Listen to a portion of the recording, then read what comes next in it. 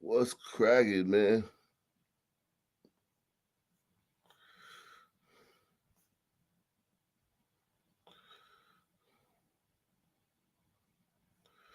What's cracking?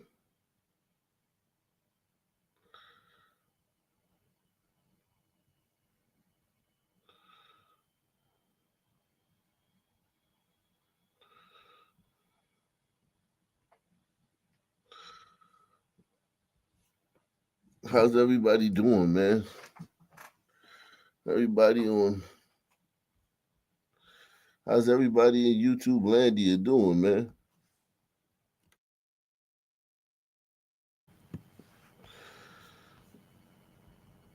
How's everybody in YouTube Landia doing, man?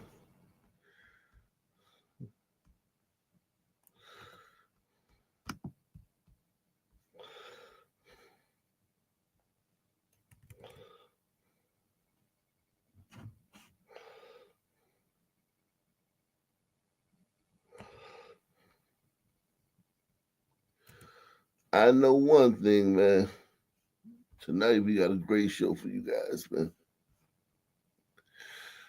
We got a great show. Shout out to everybody out there. Shout out to Joe Curry, Tom Space, Mill Reader, DG, Benny McGibbon.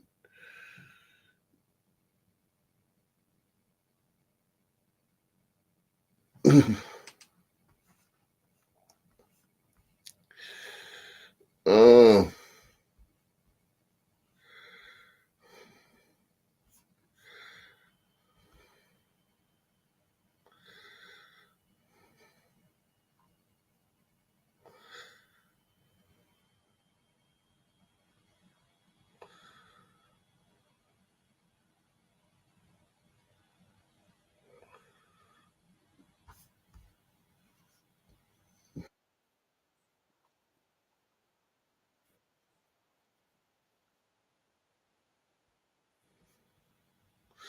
let me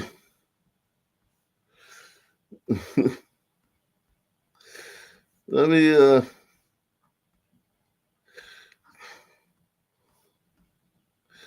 stuff that could only happen with white people, man. What's the dating market for you like down here? I have a boy.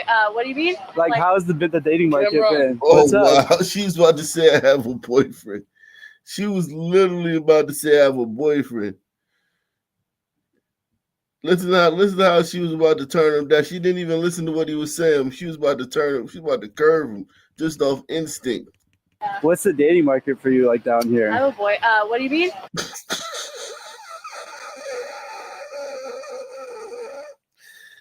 Her natural reaction was to just curve him. What's the dating market for you like down here? I have a boy. What do you mean? Like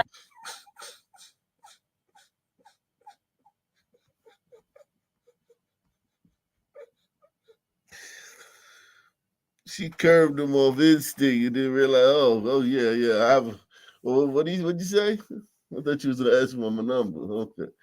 In case you ask my number, I have a boyfriend.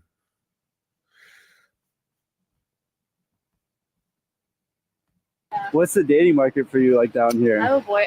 What do you mean? Like how's the dating market been? What's up? Camera. How you doing? Camera. The camera's right there, bro. Can I help you, bro? Can I help you, bro? Your camera all right? Yeah. Are you all right, shit, bro? Dude, I've been waiting for this day, dude. Are you all right, bro? No way, dude. Can I help Are these you? the camera No, the glasses? camera's right there, bro. No Look right there. PB. No way. Yo, Oh, get shit. out the way, bro. Camera. Holy Hi, bro. shit. Are those the glasses, dog? No, Can I try them bro. on? No, bro. Can I try them no, on? bro. Can I try What is them your on? deal, bro? Wait, you that dude, right? Yeah, can I help you, You bro? that Are dude, you? right? What's your deal, bro? Can I help you, bro? What? All right, bro. Yo, you gotta back up, bro. Oh, do I? Yeah, you gotta back up. Do I? Yeah, Wait. yeah, Let's go down here real quick. bro. Relax. Your camera, all right? You need to chill. You need to chill, bro. You guys be creeping on those girls over here in PV and shit? Creeping? Yeah. That's you, right? That's you, right? You gotta relax, bro. You're like the POV guy, right? Bro, we have a camera. Are you give a about the camera, dude? I'm from here, bro. Okay? Your camera on, right? Can I help you, bro? Go to the other street, bro. Please. Out of respect for the locals and shit like that, please go to the other street. You grew up here. Do your videos where the fuck is a public place. That's But we don't great. Yeah. respect you here. All right, that's fine, bro. Mind? You got anything else you want to say? No, actually, that's All right. I'm gonna say that. All right, great. Nice to meet you. Nice to meet you, All right. bro. All right, have a good day. You too. Thanks for sharing. This is what we're dealing with, guys. Yeah, let's just keep it. Yeah, yeah. We're just not here. You go shit somewhere else. Nobody's stressing, bro. You're the only one stressing. You're definitely stressing, We're bro. not gonna do it. Damn. Was that dude a hater? I need white people to explain that for me, man. Gliders, explain that. What was the deal? What was his deal? What was his deal, bro? Gliders, explain that for me. What was his deal, bro?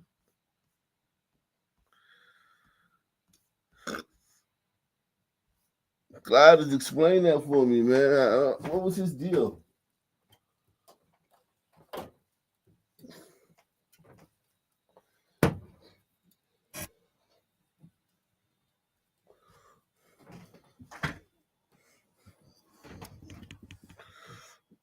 The one who had the one who walked up.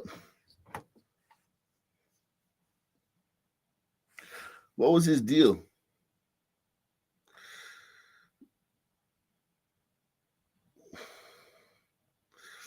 The one who like came, who crashed the party. What was his deal, bro? What's the dating market for you like down here? I'm a boy. What do you That's still the funniest part of the video. Oh shit. Oh shit. I knew AB was gonna fuck with Shannon Sharpe. I was waiting for AB. I was waiting for AB, man. I was waiting for you, AB.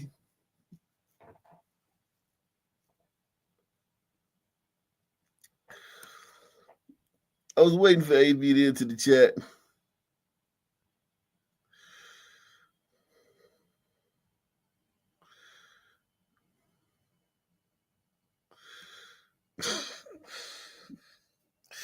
I need to use these. I should have used these as my I should have used these as my thumbnail, man. God damn, man.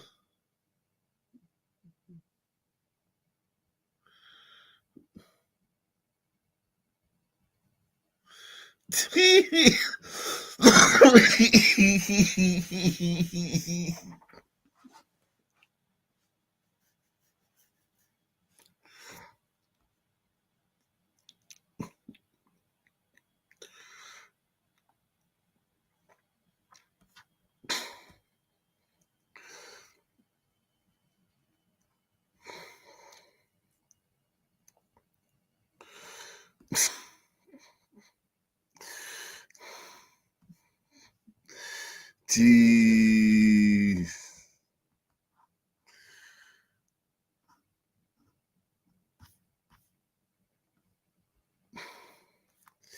Shannon Sharpe is an idiot, man.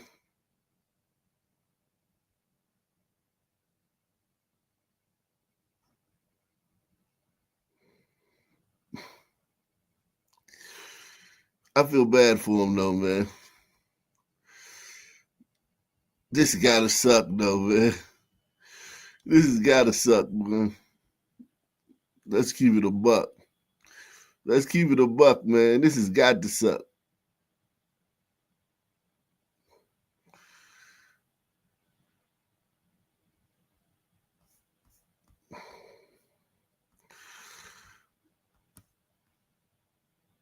Shannon Sharpe's accuser releases more text messages between her and Shannon Sharpe, and just when I thought this whole thing might be silent for a while, I was truly wrong. And after Shannon Sharpe just admitted that he offered this Jane Doe $10 million not to file her lawsuit against him, I had a feeling at that point that this Jane Doe has something, that she believes she is going to win more than $10 million.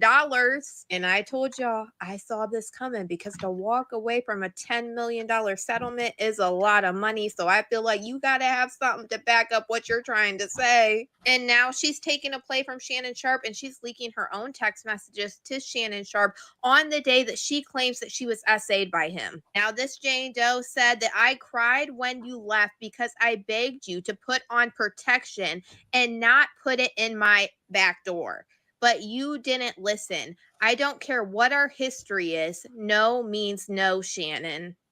And as you can see, she sent this message on January 2nd of 2025 at 4:01. And then not even 20 minutes later, Shannon Sharpe responds to her and says, "Can I call you later?" And this is the same day in her lawsuit, January 2nd of 2025, that she alleges the first essay would happen. I told y'all this was far from over, and I had a feeling that more was going to come, but I thought after the audio, it was probably going to take a pause, but obviously I was wrong. And honestly, at this point, I'm not even going to lie. I don't want to see any more text messages released between Shannon Sharpe and this Jane Doe, especially after the big baby and knowing he likes to engage in race play. So Shannon Sharpe, if you are going to reply to this Jane Doe with more text messages, please just save it for the courtroom. But y'all, let me know what you guys think about all this in the comments.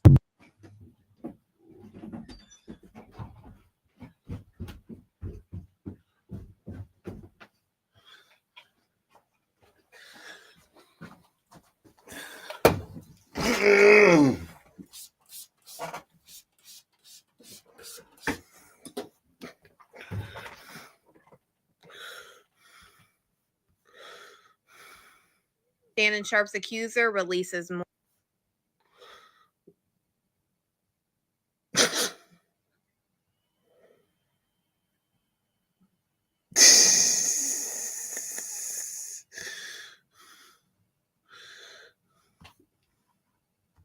Donna, I don't remember too. Take us back to your draft day. What do you remember from the day that you were drafted? Donna, I don't remember too much. I had 41 Coors Lights, so I couldn't tell you. You remember 41. Yeah, I remember 41. You remember 41, but you don't remember what happened. Don't really remember what happened. I just know it was an exciting time, but it wasn't like this. You know, it was old school, and I mean, I wasn't in New York or anything. I just caught it on TV like everybody else. So, did you get a phone call? Did you have your family around you? Good. Did you get a phone call? You had your family around you? I had my drinking buddies with me.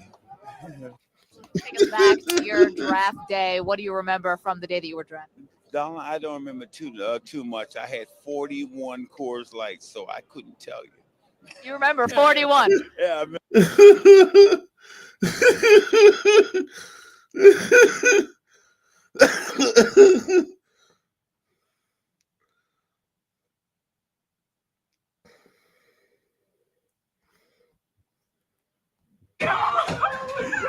Oh my God! These niggas got hit in the truck. These niggas got hit in the truck. These niggas got hit in the truck. Okay. Look, working right now. Oh my God! These niggas had hell, man.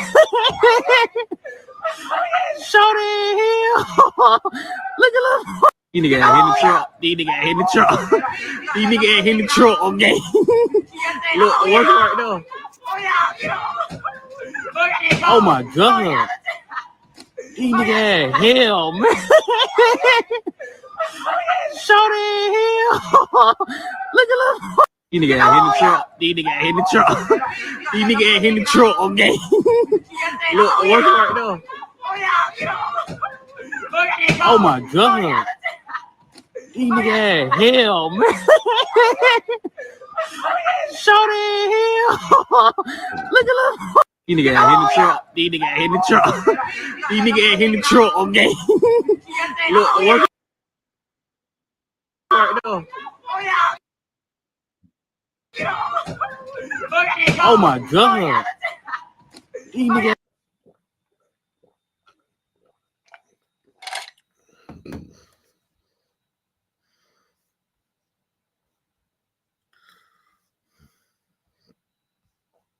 They said, well, the caption said, what would you do?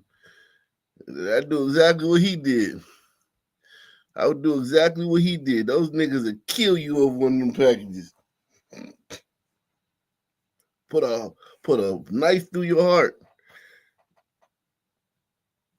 Salute to the nation and our great leader. Shout out to S Freak, man. Big it up to S Freak, man. Shout out to Big Larry in the building, man.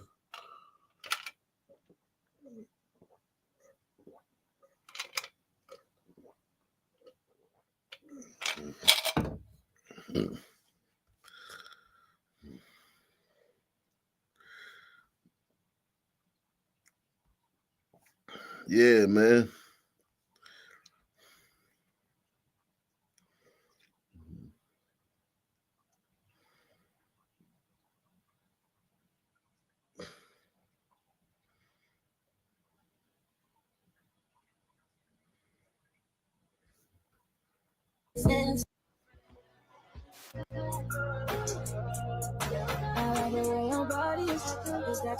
I don't know your place. I don't know where you're going. All that I know is Damn, they eating steak? What kind of steaks is them? What the fuck kind of steaks is these? Hold on. Off the EBT? Oh shit, they eating good. They eating steak dinners off of EBT card. I didn't know you could do that, man. I didn't know you could do that with EBT, man. I thought you had to I thought you couldn't buy hot food with EBT or something. They done changed it up. Look at her dancing. She dancing too. Look at her.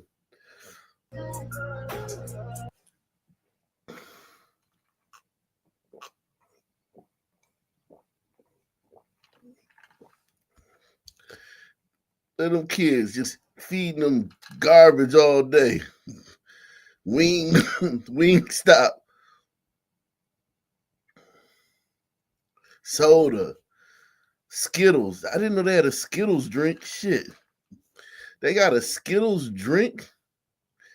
What the fuck? Shout out to Eddie Armour. He said, watch Karmelo and Anthony get the quit. Nah, that boy going up the river, man.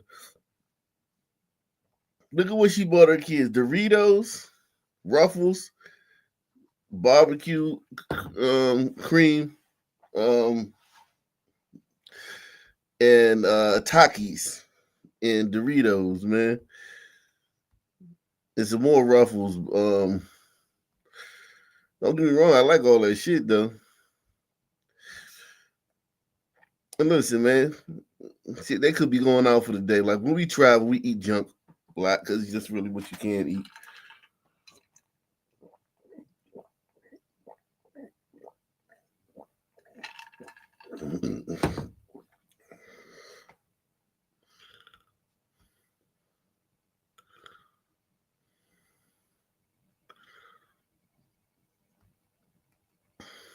$3K in food stamps. They got $3K in food stamps. $3,000 in food stamps.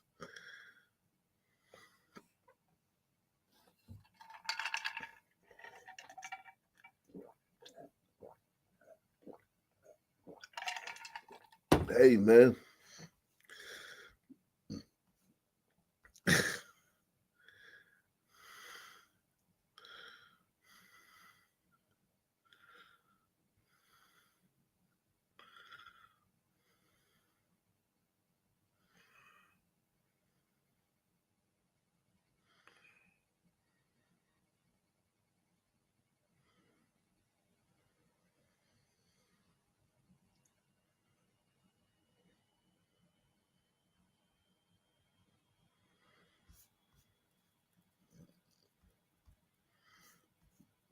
Let me go ahead and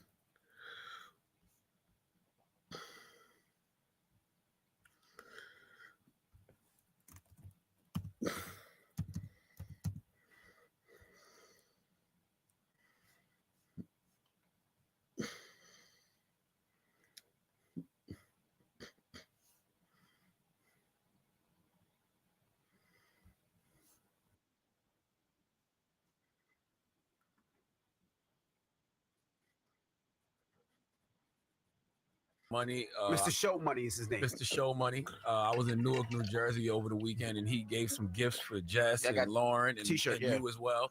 But he told me to give you this sombrero. What's that for? He said, get at the cowboy. I said, who is cowboy? He said, Envy. And I said, why you call him cowboy? He said, you know what I'm talking about. So I don't know what he's talking about. And I'm just passing you this, but that's a sombrero though. I'm not Mexican and I'm not Latino. Well, you Dominican. I'm not Dominican. Well, why did he get me a sombrero? I bet you know how to wear it. You look at you. You put it on your head. You know exactly how to wear it. That is he called that nigga Dominican. They all over Jess in-laws house. Listen, look, you know exactly. Look at you. He called that nigga Dominican. There you go. What? That's good. What did I say with a sombrero? Like what? Now you don't know. I don't. Yeah, right. Well, speaking of legal immigrants, right, Tequila. Yes, please do it another time, Red. He deserves thing that I kept hearing about was go again for a third time. First of all, it's one of the movies you you went can with watch. different dudes too, didn't you? Didn't deal for sinners. He did. So he actually did law today to see if you're there. I am not. I can provide no eyewitness account.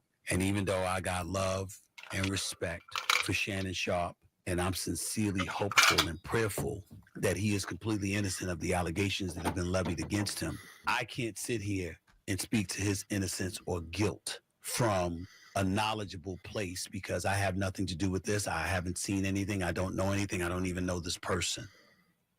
Yeah. So I mean, people wanted an update from the career side, ESPN, Disney, see where that was going to go. And I guess this is the closest you're going to get to it. Before this happened, though, I think a lot of people were saying the obvious that normally with a company like a Disney, they don't want to get in the mud or the mess at all. Mm-hmm. They normally take a step back. They haven't said anything officially yet. But let me ask you a question. What did Dr. Umar say though? Oh, baby. Let's take a listen. I'm standing with Uncle Shannon because I don't like when black men get taken down. I got to stand by him. Yes, he's a lifetime snow bunny hopper. Yes, he's a lifetime snow bunny hopper, but that's my brother. Uncle Shannon Sharpe is my brother. I'm standing with Uncle Shannon Sharpe until the facts prove otherwise. Okay. All right. Mm-hmm. Yeah. Yeah, I don't like seeing brothers get taken down either, especially when it's self-inflicted. But we got to remember destiny's not a matter of chance. It's a matter of choice. And all of this is happening because it seems like Shannon Sharpe made some poor choices. And being 54 at the time, hollering at a 19-year-old, is a very poor choice. Mm-hmm. Okay. It is what it is. Yeah. You know, yes, it's a shakedown, but, you know, people can't shake you down unless you give them something to shake. Yeah. Well, we don't know what it is yet. Let the facts play out in court. Well, it's definitely a shakedown. Well, we don't know we don't know if it's true or not. $50 million? Okay. What you talking about? I mean, what does that even mean? Like, yeah. What do you mean? Because if there was a violation, if it wasn't a shakedown, then she'd be pressing criminal charges. That might be coming next. I don't know. But you did that. But that's what I asked you yesterday. I asked, could they still press charges on them criminally? I mean, some of this stuff is as recent, according to the victim, as January 2025. So yeah, there's no statute of limitations on January 2025. This is a shakedown, man. But it's a legal shakedown because, God, man, listen, man. Shit just sad, man. This one says, end of an era. ESPN sources claim Shannon Sharpe will never return and is possibly already banned from the network. After at least 3 women since 2010 accusing him of sexual misconduct. After hearing the recordings leaked of Shannon threatening to choke a 19-year-old OnlyFans girl in his 50s is a bad look for any TV person. Listen, man. This is the age of social media, right? So Shannon can land on his feet, right? But I do believe that his situation with ESPN is over. But he can land on his feet as far as like, if he wants to, he can do his own podcast.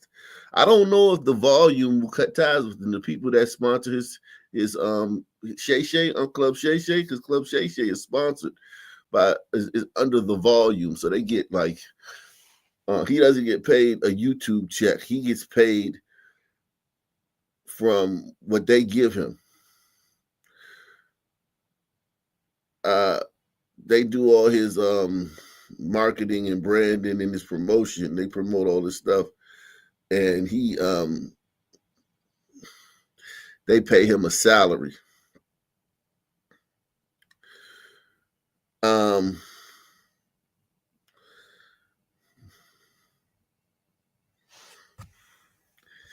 He could always do YouTube.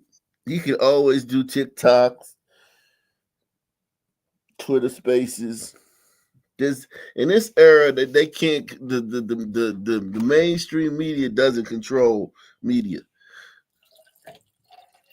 But damn, he fucked up bad. $100 million, that shit is done. I wonder if it's a race car big enough to pull to get out of this. That's what I want to know. I want to ask y'all that, man. That's gonna be today's question, man. That's gonna be today's question, man. Is there a race car big enough to pull to wiggle your way out of this shit? Because we all know he already pulled the race car the other day. And he loves pulling the race car. And this is a white woman, man. Let me ask y'all that, man. Let me do this poll right here, man.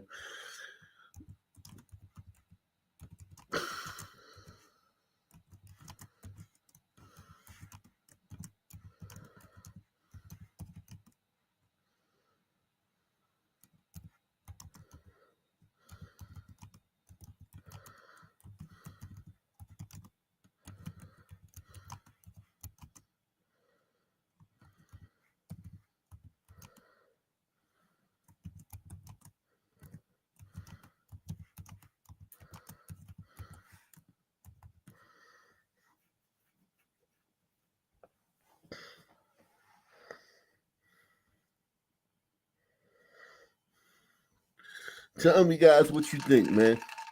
Tell me what you think.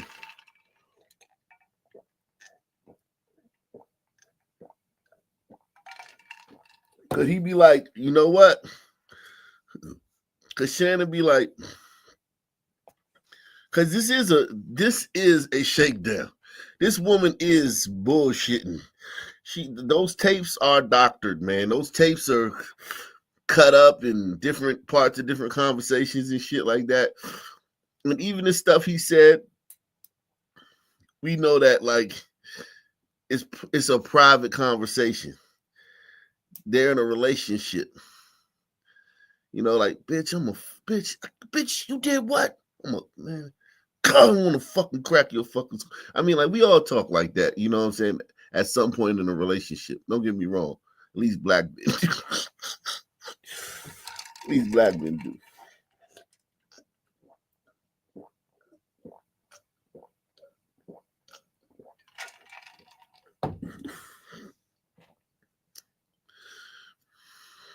It's a private conversation. It sounds horrible. Stuff is horrible. Don't get me wrong. If I'm ESPN and Disney, man, I'm out. But those organizations are woke. They're woke. And is there a race card somewhere we could put, like, y'all gonna let this white woman take down the most successful black man to come into the media in the last 20, 30 years?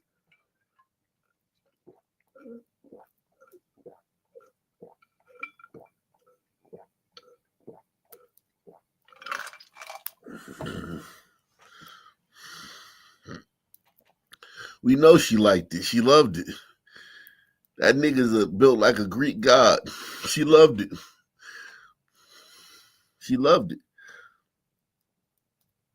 She loved every second of it. But, you know, he's fucking around on her. I don't know why he told her. I mean, it seemed like the relationship was for pay, and or sometimes it was for free, sometimes it was for pay, and then he was fucking other girls. I don't know if they were supposed to be exclusive. I don't know.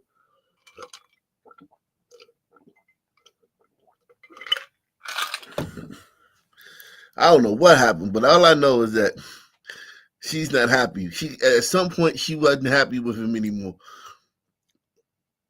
He offered tens of millions of dollars. His people got with her people, and they were negotiating to give her tens of millions of dollars to go away. Tens of millions of dollars to go away. They were offering that bitch tens of millions of dollars to go away.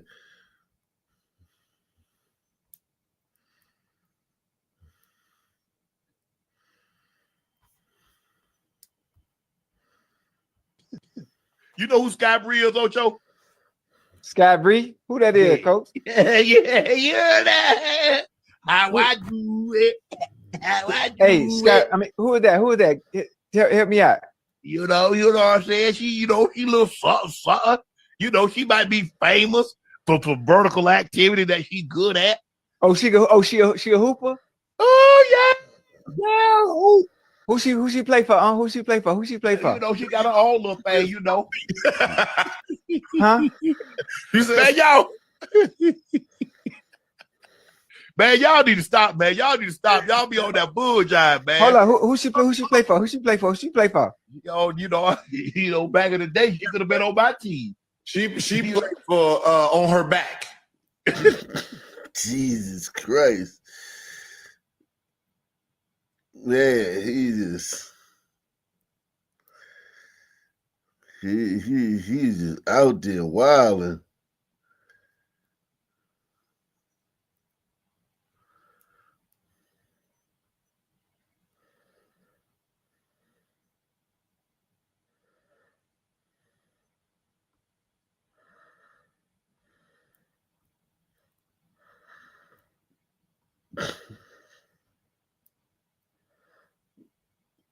Damn, Shannon.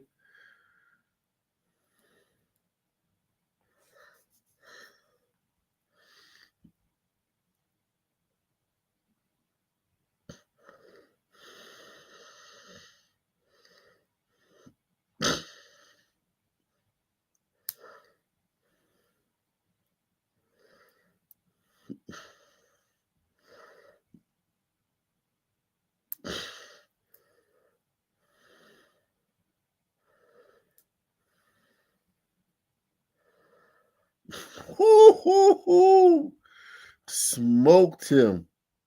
God damn. Smoked his god damn.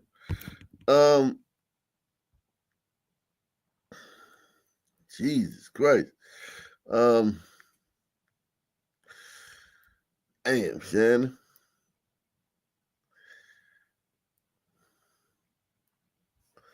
Like Jonathan Majors. I didn't want to get with a white woman because I was scared she might have me running down the street like Jonathan Majors. Come on, cat. Not because I didn't like white women. I think white women are as great as any other women. But I'm not going to act like I'm not scared of them. I have a reason to be scared. You could be Kang the Conqueror, and they could take your rabbit ass down in 2 weekends. And that's the truth. Yeah, this is worse. This is worse than Jonathan Majors, though. This is worse than Jonathan Majors because Jonathan Majors, we didn't know Jonathan Majors as long. If you're my age, you've known Shannon Sharpe since 1990. Since he first, because he's his brother was already famous, and then he came in as the little brother of somebody that was already famous. So it's like we've known about Shannon Sharpe since 1990. So that's what, 35 years he's been famous.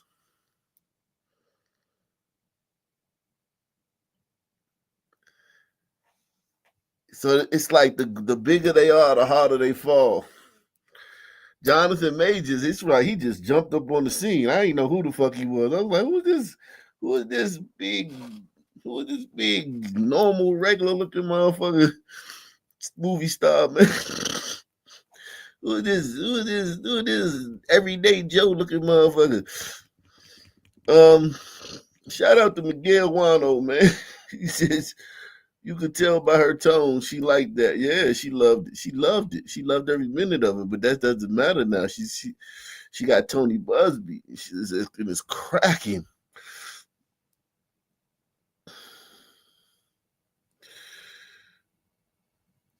I don't know if it's a race card to pull to get out of this one, man. He gonna try it though. He's gonna definitely pull all of them. He's gonna pull every race card. Listen, I want to speak to you directly and from the heart. This is a shakedown.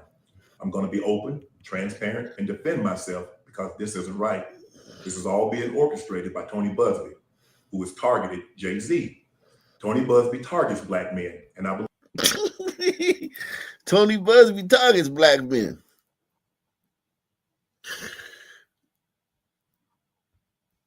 Jay-Z. Tony Busby targets black men, and I believe he's going to release a 30-second clip of a sex tape that tries to make me look guilty and play into every stereotype you could possibly imagine. 30-second video plays into every stereotype you could possibly imagine. Nigga, you the one that was sex role playing. You was slave playing. Talking about Tony Busby is playing in the stereotypes. You were the one slave playing. I'll be the big buck on the plantation, and you be the missus. You be the missus of the house. Probably on a big ass wedding dress or some shit, big ass gown. And that nigga probably had on some overalls with a straw hat. Hey, Jethro, want to come in for some water? Oh, Mrs. Nancy, you sure? Man, that nigga, man, he talking about Tony Busby's playing in stereotypes. Nigga, you was slave playing with a white girl, with a random white girl you met at the gym, and you're Shannon Sharpe. And then she told you to not talk about it. And then you blasted her in the media. This is what got you fucked up right here. She wanted, you should have gave her that 20 million. She probably was, because they said she asked for the tens of millions. So he probably could have got away with giving her 20 million. Anything would have been worth it. 20, she probably said, all right, 25. He's like, I don't know about that. Shit. Anything, man. Get rid of this bitch. Damn, Shannon. Release a 30-second clip of a sex tape that tries to make me look guilty and play into every stereotype you could possibly imagine. That nigga pulled 2 race cards right there, man.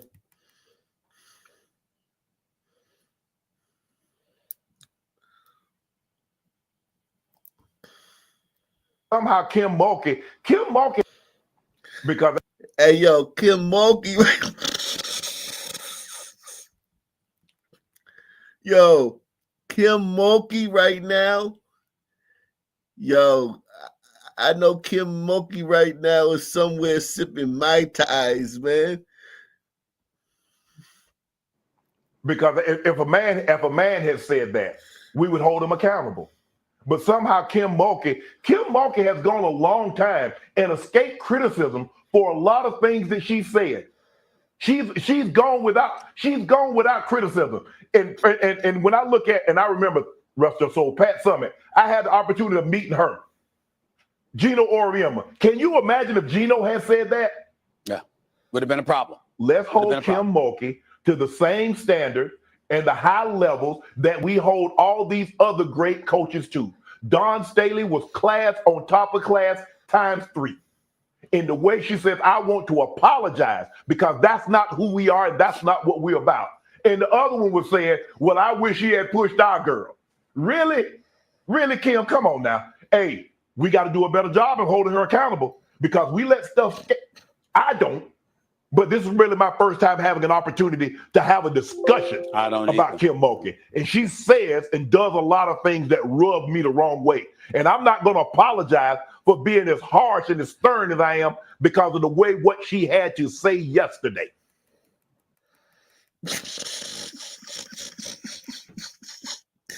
Yo, I know she's somewhere. Because if a man, I know she's somewhere sipping Mai Tais, man. Kim Monkey somewhere. Yo, he be on Kim Monkey's ass, man. I ain't gonna lie, man. If Kim Monkey sneeze, man, he on her ass.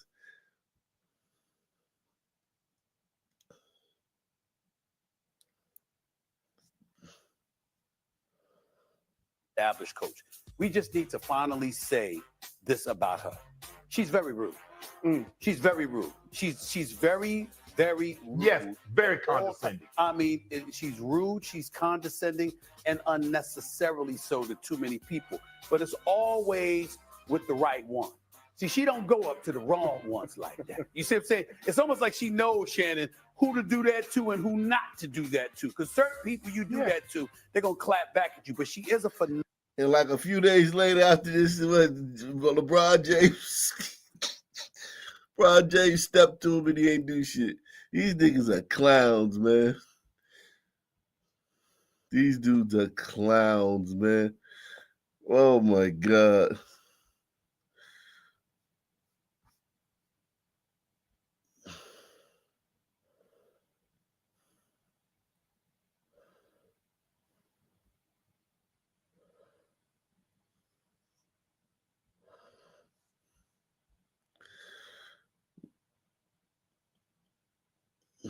Everybody hit the like button, man. How many likes we got, man? Somebody tell me how many likes we got. Shout out to Gouch Below. Says salute Op and the nation. OnlyFans is Epstein's Island for the underclasses. Yeah, digital island, man. OnlyFans is great. I've never had money so like that to where I'm a bachelor. I mean, like, damn. Can you imagine being a bachelor, having a bunch of money, and just OnlyFans? See, I wouldn't want to give none of them girls a dime, man. Now flying out, that would be the only thing I would do. I would fly some out. I wouldn't tip them on their little OnlyFans page. I wouldn't tip them. I'm not paying you to fucking pull down your fucking to show me your areola. I'm not paying you to show me your areola, bitch. You crazy? But yo, they make a lot of money, man. It's legitimate too now. OnlyFans is legitimate now. It's a legitimate thing, man. And it's encrypted. It's pretty encrypted. It's really hard to get clips of somebody's OnlyFans unless you go to like a porn site.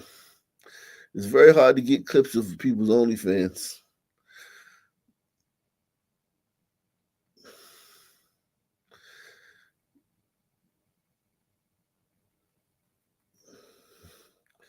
Yeah, donate to Op Nation, man. Support this channel. We talking about real shit. Fuck OnlyFans, man. We talking about what's going on in America, man. Support this channel, man.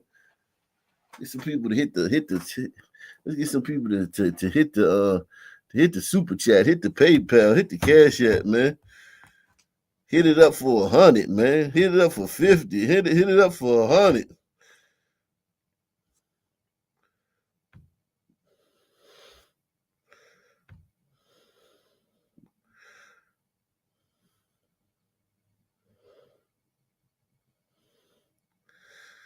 Wow, another woman just accused Shannon Sharpe of they said another woman just accused him. Jesus Christ.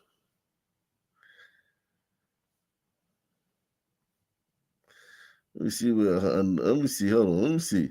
Another woman.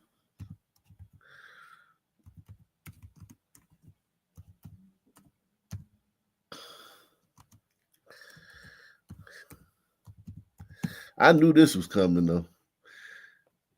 The floodgates have opened. The floodgates have opened.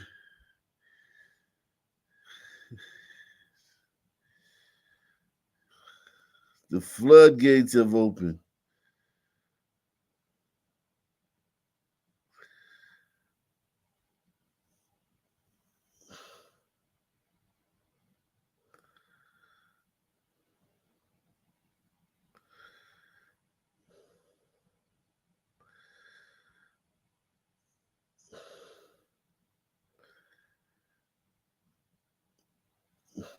The floodgates have opened.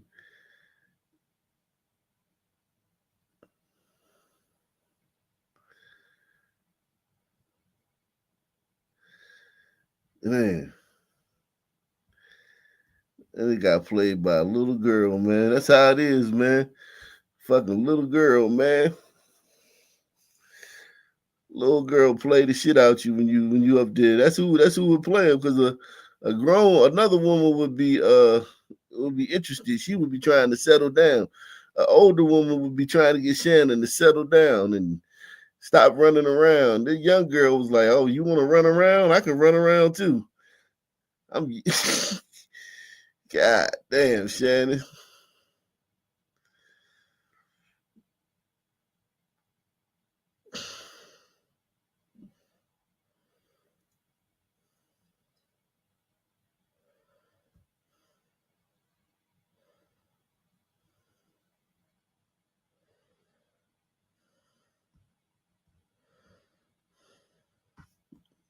Yes.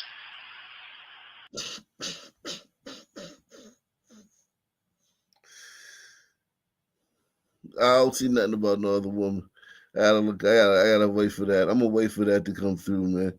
I don't see nothing about no other woman. Shout out to Big Larry. Big Larry in the building. Answered the call, man. My man put a nifty on it, man. Shout out to Big Larry putting a nifty on it, man.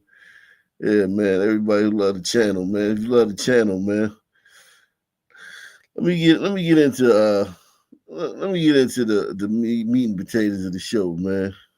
Shout out to Big Larry. Let's see what's going on out here, man, in these streets, man. In these YouTube, in these ebony streets, man.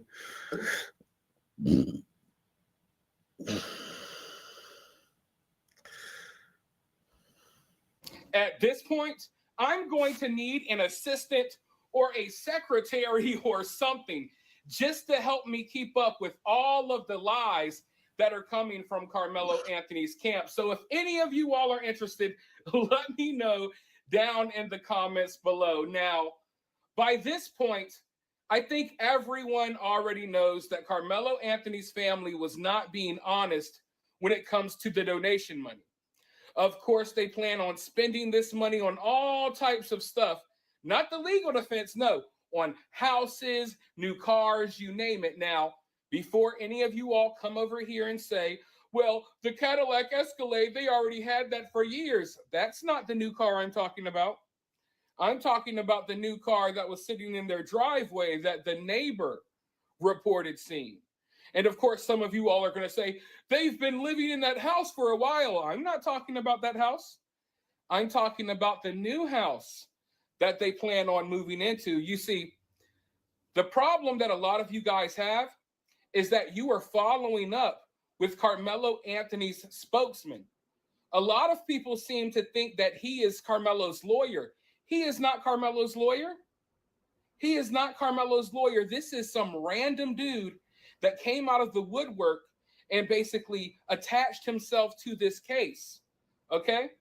And since he attached himself to this case, he has not only been steering you guys wrong, but he has been steering Karmelo's family wrong as well.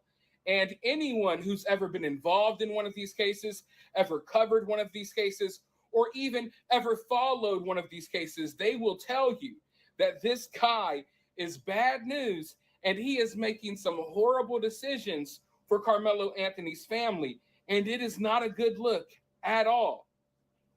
And the other problem you guys have is you're following up with what Karmelo's family is saying in these press conferences instead of what they're saying in court. You see, Karmelo's family, they're coming out crying and playing victim in the press conferences because they want more donations, they want sympathy, they want their son to be painted out to be the victim, right? But what they're saying in the press conferences is much different than what they're saying in court. You know, at the press conference, they acted like it was, oh my God, it was just outlandish that anyone would suggest that they would spend this money on a house or a car or anything. They acted like it was just completely evil that anyone would even think that they would do such a thing. But in court, Karmelo and Karmelo's dad and Karmelo's actual lawyer, not this little fake activist, but his actual lawyer, both of them literally looked the judge in the face and told the judge straight up that they plan on spending that donation money to move into a new house. And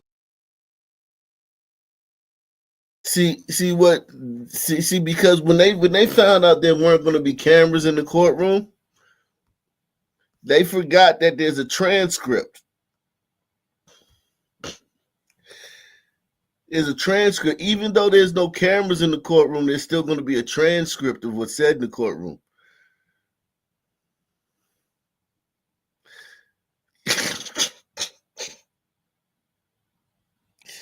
So they admitted in court, yeah, we're going to spend the money on a house and other shit. And then she got up on stage and basically cussed everybody out and cried and screamed that people were spreading rumors about them spending the money on lavish things like cars and houses.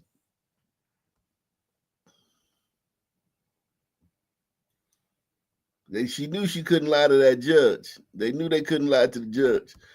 And Karmelo's actual lawyer, not this little fake activist, but his actual lawyer, both of them literally looked the judge in the face and told the judge straight up that they plan on spending that donation money to move into a new house.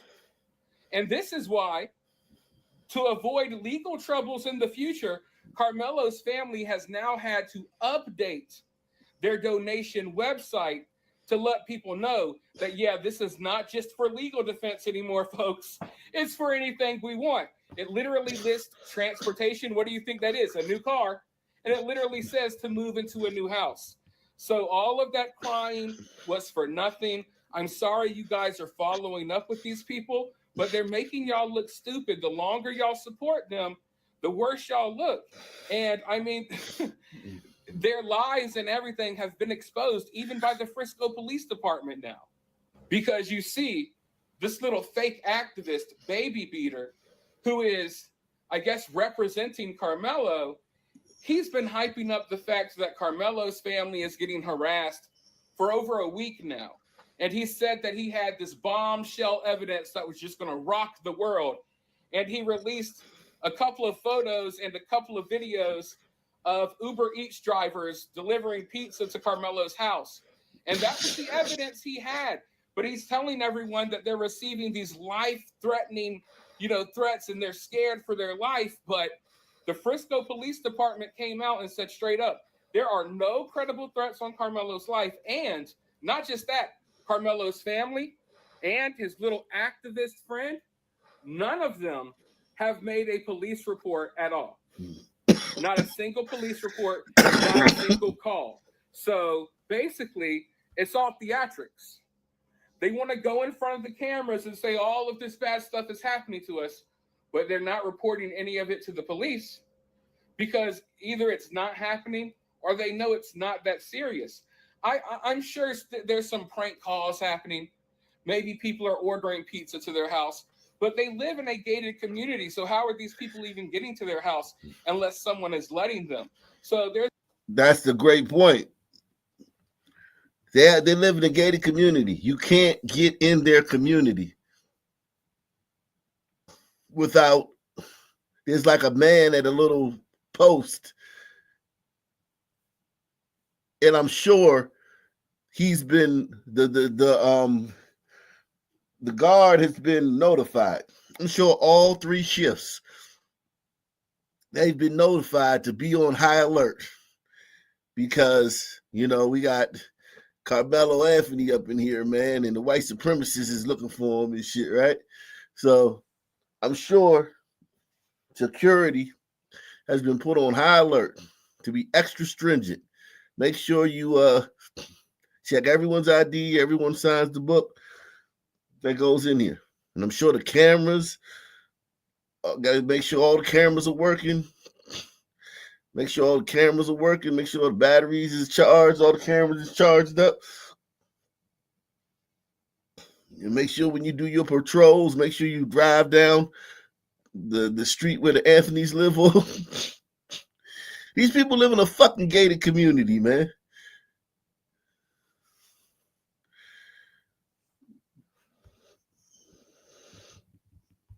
Not that serious. I'm sure there's some prank calls happening. Maybe people are ordering pizza to their house, but they live in a gated community. So how are these people even getting to their house unless someone is letting them? So there's a lot of questions there, right? There's a lot of questions there for sure. Not only did Nick Gann order the pizzas, I think Nick Gann put out the fake police report. I think Nick Gann put out the fake medical report. I think Nick Gann is responsible for all that shit. All that fake information that came out like 2 weeks ago. I think Nick Gann is responsible for all. Look at this guy. This dude has a dark soul, man. Look at the father. The father just looked like Howdy Doody. The father looked like such a goofy dude. But this dude right here, man, he got a dark soul, man. I'm not saying he's hardcore or anything. I don't know. I ain't gonna say that. But he don't look like, he don't strike me as no hard, tough guy, but he has a dark soul. But there are no questions when it comes to Dominique Alexander, Karmelo's little spokesman. This guy is bad news. And I know a lot of you all don't want to hear it because you're on Karmelo's side. But honestly, look, I don't sympathize with Karmelo, and I really don't like his supporters. But I'll tell you right now, this guy is bad news, and he's a bad look for you all. If you really want what's best for Karmelo, you would want Karmelo and his family to literally detach themselves from this parasite. But I know a lot of you all don't want to hear it from me, so I'll let you all hear it from someone else. But first, people often ask, how can they support the channel? The answer to that question is very simple. You can support the channel by hitting that like button, sharing the video, subscribing, and dropping a comment and becoming part of the conversation below. But if you want to take your support one step further, you can always send a super thanks or a cash app. But with that being said, let's go ahead and roll this clip, and then I'll be right back with more thoughts. Yeah, sitting here reading the comments. This fat dude right here, he do a great job covering Carmelo Anthony, man. Shogun Cinema, man. Cinema Shogun. He does a great job, man. He the round mound of Carmelo Anthony coverage, man. Salute to Deluxe 247, aka Cal Ripken, aka the real MVP, coming through once again. Salute to my man Darren, man. Darren in the building. Shout out to TCT, man. TCT in the building, man. He said bringing the fire again, man. Darren said, Shannon, for time for Shannon to admit he really gay. If Shannon would have admitted he was gay, he would have got less probably. If he's doing all this to try to hide the fact that he's gay and he still got into a trick bag, yeah, he out here sleeping with every woman to try to just to try to like, hey y'all, look at all the women I got. I can't be gay. And still ended up in a trick bag. What did they say? The ball don't lie? His balls didn't lie, man. His balls didn't lie. Shout out to Darren, man. Shout out to Barry B. Barry B in the building, man. Barry B is in the building, man.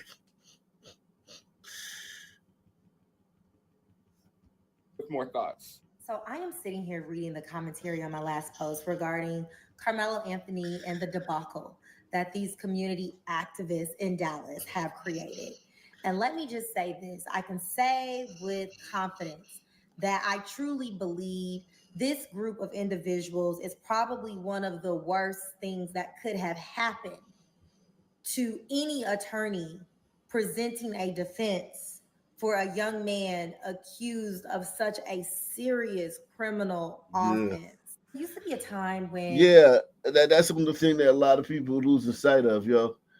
because I mean, with the donations and with the spokesperson that can barely, not even barely, they just can't speak English. He can't speak English, and with all the back and forth online, and you know the memes and shit. Yo, this boy is in a whole lot of trouble, Jack. This boy is in a world of trouble. Do not lose sight of that. That boy is in a world of trouble for himself. Now, it's not trouble for the world. It's not trouble for the race. It's not trouble for none. Personally, he is in a whole lot of trouble. People would get in trouble, and the only person they really wanted to speak to would be an attorney. But now we're living in this era where there are these self-proclaimed community activists who get a hold of families before the family has an opportunity to get a hold of an attorney. And that's where things go bad. I don't fault the family for not knowing how to properly navigate tragedy. I do fault the people who see that and then use that as an opportunity to capitalize and sensationalize issues that should not be at the forefront of this kid's defense. You know, Scandal came out and everybody suddenly thought they could be Olivia Pope, but what made Olivia Pope legitimate is that Olivia Pope was a lawyer. These people are not lawyers. These people do not understand juries. These people do not understand the Constitution. These people do not understand the penal code. These people do not understand the Texas Code of Criminal Procedure. They don't understand anything. They are moving in a space that they have no business being in. So they took it upon themselves to hold a press conference without even consulting competent counsel about what their plan would be, and made race the main issue when this case never had to be about race. I truly hope and pray this family runs quick, fast, and far away from this activist group and immediately disassociate themselves, because their ideas and philosophies are not aligned with the defense that Karmelo Anthony's attorney is slowly unveiling to the public. And if those two things are not congruent, this will be a recipe for disaster. Watch. Like I said, maybe some of you all don't want to take it from me, so maybe you'll take it from her. I don't say these things just to hate. I'm just trying to be real with y'all because I know a lot of other people won't be. And if you're being real when it comes to this Dominique Alexander guy, he doesn't care about Karmelo. He views Karmelo as an opportunity to boost his own status, an opportunity to get more clout, to get more attention. And as of right now, it's working. But none of you all can list one positive thing this man has done. He's really come in and he's stirred up a lot of the trouble that we're seeing now in this case. I believe most of the hate that Austin's family is getting, I think most of the hate is because of this guy going up there, playing the race card and playing victim 24/7. He's fueling, this fire, and he's, an agitator, an instigator.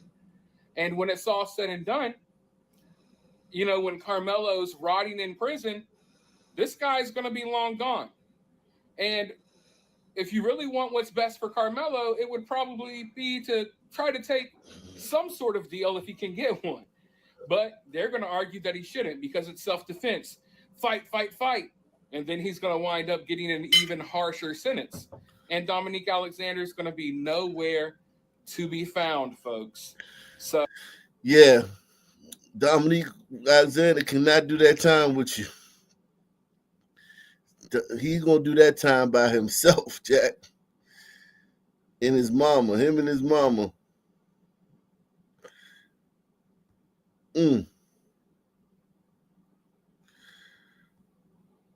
For the first time since a gunman opened fire in their hallways, students at Wilmer Hutchins High School returned to class today.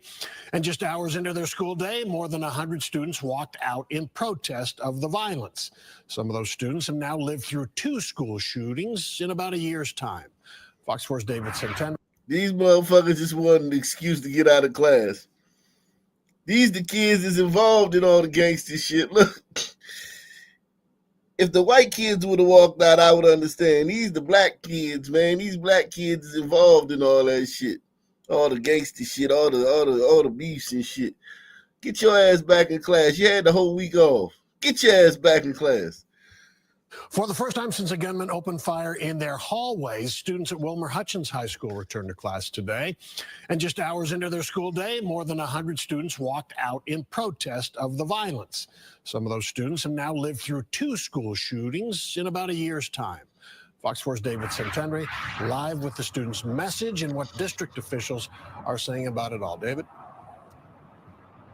Yes, Steve, we definitely saw an increased police presence on campus today, and we also saw dozens of those students walking out in peaceful protests, many of them just fed up with violence. Sky 4 video shows more than 100 students walking out of Wilmer Hutchins High Wednesday, the first day back to class since a school shooting wounded 4 people. Stopping the violence. Stopping the violence. Zariah Johnson, one of those students who says she walked out to take a stand. She can't even hold a straight face. They don't care about no violence. These the black kids, man. They just doing this shit to get out of class. Wounded Press 4 1. people. Stopping the violence. Stopping the violence. Zariah Johnson, one of those students who says she walked out to take a stand. Yeah, we fed up with it. It's the second shooting at Wilmer Hutchins in just over a year. Last year, security protocols failed as no one checked the suspected gunman's bag, despite a triggered metal detector. Last week, 17-year-old Tracy Haynes Jr. allegedly got a gun inside by having another student open a side door, before prosecutors say he shot 4 students during an ambush.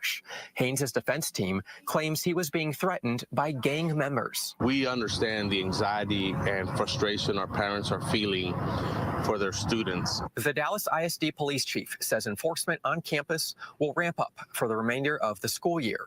More officers, security, and help from the Dallas County Sheriff's Office. We're going to be here to provide that service and that support so that we can finish the school year strongly. Students like Stephanie Alvarado were around for this year's shooting and last year's. Well, I hope everyone has precaution of what's going on and they take things seriously from now on. Then there's freshmen like D'Anthony Smith, who until last week had never experienced a school shooting. It was a little nerve-wracking coming in this morning, but for the most part, I'm good now. On Monday, Dallas County prosecutors during a court hearing said that 5 people were shot. But tonight, Dallas ISD reached out saying that that's incorrect. They said that actually it was 4 people who were shot. That 5th person was reportedly a teacher, according to prosecutors, who said that teacher was grazed. But tonight, the district says a bullet whizzed by that teacher, but did not actually strike that teacher. Now, as for Haynes, he is facing 6 charges in Dallas County Jail right now, 4 for the students who were shot, an additional charge related to that teacher, and an additional student. Steve? That boy's in a whole lot of trouble too, man. He is in a lot of trouble. Soul challengers Quan LX and Big Angry Adams ready to go blow by blow on those hot topics. Face Off on Fox Soul starts right now. Tragic incident. Our family has been under attack. Whatever you think what happened between Karmelo and the Metcalf boys, my 3 younger children. Between Karmelo and the Metcalf boys, see how she tried to slip whatever you think happened between Karmelo and the Metcalf boys. She's she's horrible, man. She's a liar, a horrible liar, man. God damn. My husband and I didn't do anything to deserve to be threatened, harassed, and lied about. The lies and false accusations that have been said about us, especially over the past week, has been overwhelming. The lies and their amplification put my family in danger, as well as everyone in our community everyone involved in the investigation, from the police, the attorneys, and the court staff. Our address and my husband's previous employer's address has been put on all social media platforms. My husband had to take a leave of absence because he's afraid what may happen to our family. Hold on, you said the mother got a different last name? Kayla Hayes? Oh, man. That is weird, too, yeah. Maybe they weren't married. They weren't married. They had the baby. They got married. Or maybe Karmelo's his son from a previous relationship. But she act like the mother. She acting like his blood mother. Okay, they had some kids. They wasn't married. She been living her life as Kayla Hayes. He was living his life as whatever the fuck Anthony. And then they decided to get married. And she kept her name. And she didn't want to change her last name. I don't know. That is strange. I never thought about that. His mental health is deteriorating day by day. We have endured death threats. She lying like shit. Yo, she lying like shit. You can tell the body language. Because there have been no police report, no credible threats. The police department said there have been no credible threats made. No police, nobody's come to them and said that there's been any threats. My 13-year-old daughter is afraid to sleep in her own bedroom because she's fearful of what may happen to her. In this round, here's Quanell X. We just watched a video of Karmelo Anthony's mom. Her and her family went public with Karmelo this past weekend.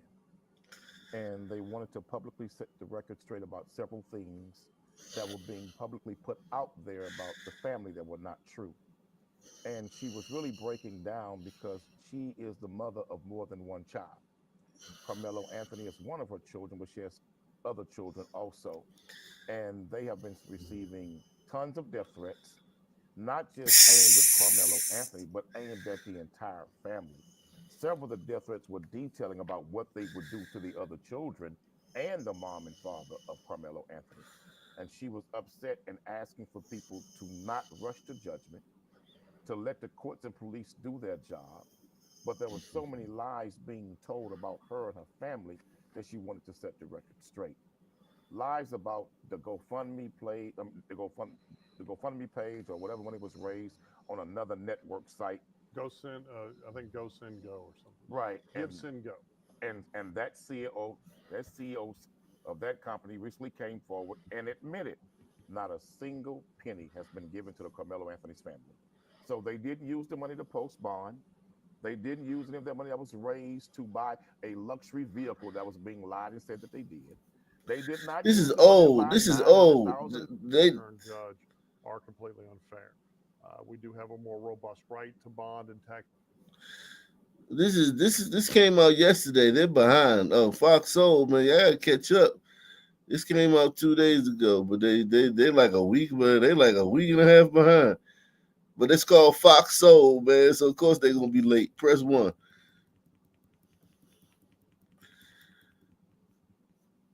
Fox Soul.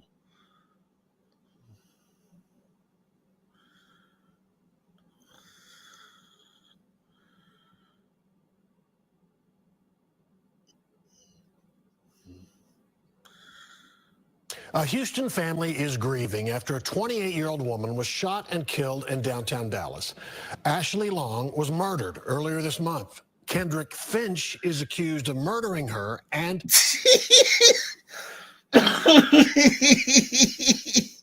Yo. A Houston family is grieving after a 28-year-old woman was shot and killed in downtown Dallas. Ashley Long was murdered earlier this month. Kendrick Finch is accused of murdering her and...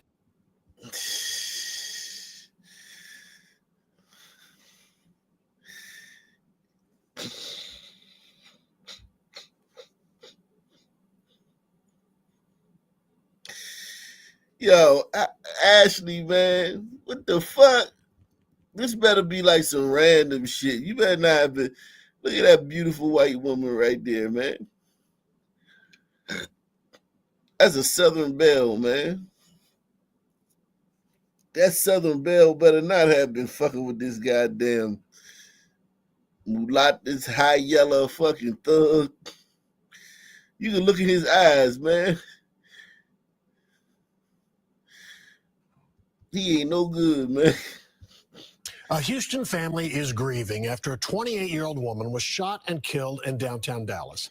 Ashley Long was murdered earlier this month. Kendrick Finch is accused of murdering her and shooting a friend she was with at the time. Court records reveal the shootout started after what appeared to be a harmless act. Fox 4's Peyton Yeager spoke to Long's family. Peyton. Steve, and Ashley Long's family want her to be remembered as a career-oriented woman who had big dreams. Also, she was known as a glowing spirit and a loving friend and a loving daughter. Yo, this shit is fucked up, man. Listen to how they describe their loved one. Because some niggas would have just been like, some blacks would have just been like, she was funny as hell. She was the life of the party. She'd give you the shirt off her back. She always had me laughing. Every time she come around, she just making fun of people, and she make you laugh all the time. Listen to how the white people talk about their deceased loved one, man. Steve, and Ashley Long's family want her to be remembered as a career-oriented woman who had big dreams. Also, she was known as a glowing spirit and a loving friend and a loving daughter. In the immediate days after Ashley's murder, her family took to social media to spread awareness about this case. 2 weeks later, the suspect turned himself in to police. On a sunny Wednesday in downtown Dallas, stickers of 28-year-old Ashley Long are left along Main Street. Her angel number was 444. But on April 5th, it was a rainy night. I'm still like in a fog. What's up with you black folk in rain? Every time it rains, I gotta kill a white person, man. Was a rainy night. I'm still like in a fog. I just feel like I'm in a daze every day. Ashley Long's family speaking for the first time since their daughter was murdered during a night. Wow, she was beautiful, man. She wasn't. I don't feel like she was a wigger or wannabe. You know what I'm saying? Like, hey, I'll hang with the niggers just because, you know, I'll hang with the blacks and that'll get me somewhere. Like, you know, like, hey, let's listen to some Kodak Black. That Kodak Black is, that little baby is really great. No, I think she listened to country music, man. I think she listened to country music. She don't strike me as no wannabe.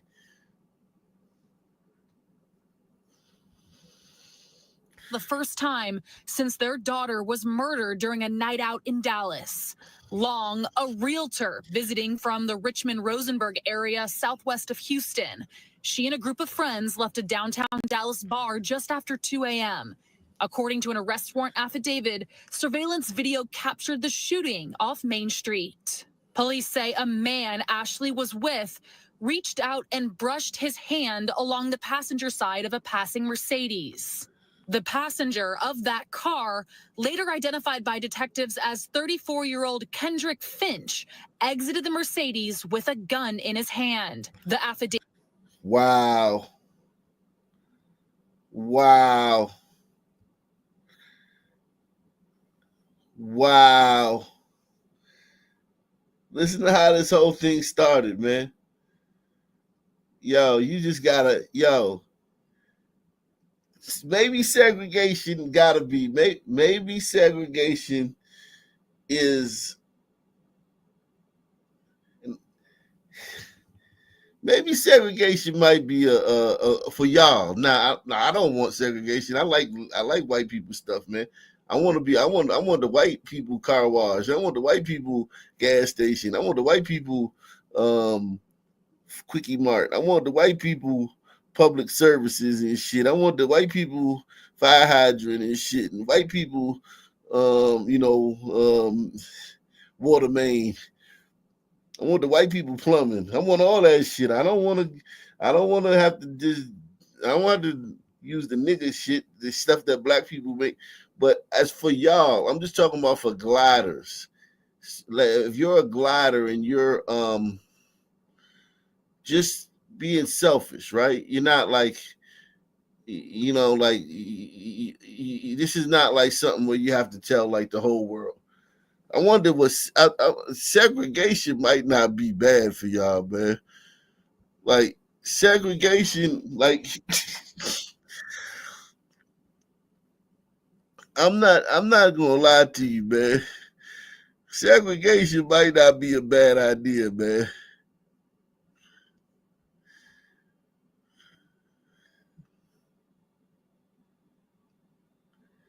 Okay, thank you.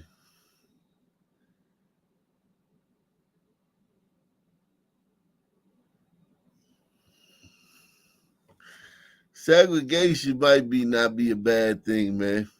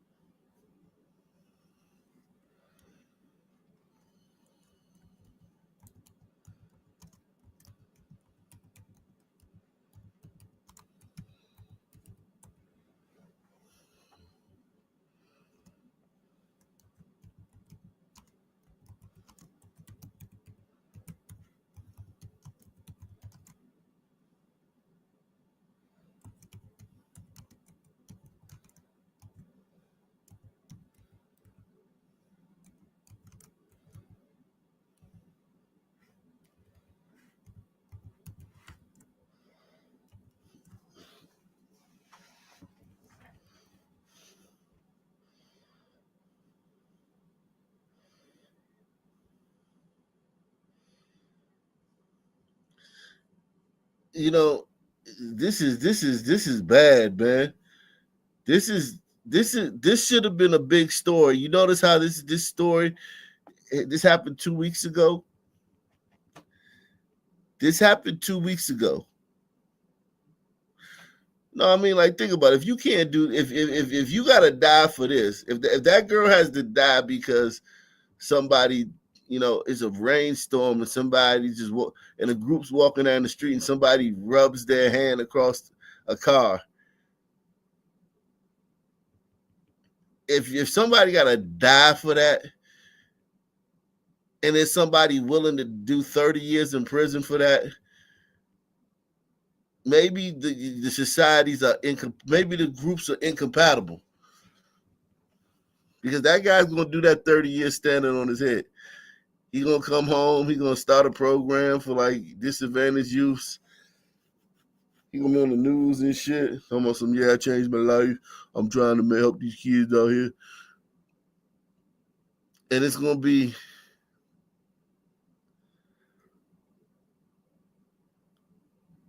he said the sad part is he stole the car.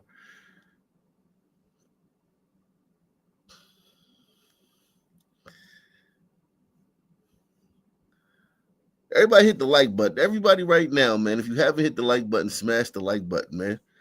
If you haven't supported the channel in a while, man, make sure you hit the PayPal, Cash App, Super Chat. Support the channel. Hit the PayPal, Cash App, Super Chat. Support the channel, guys.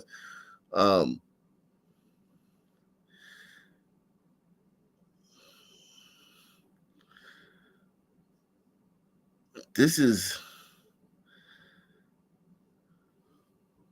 awful, man.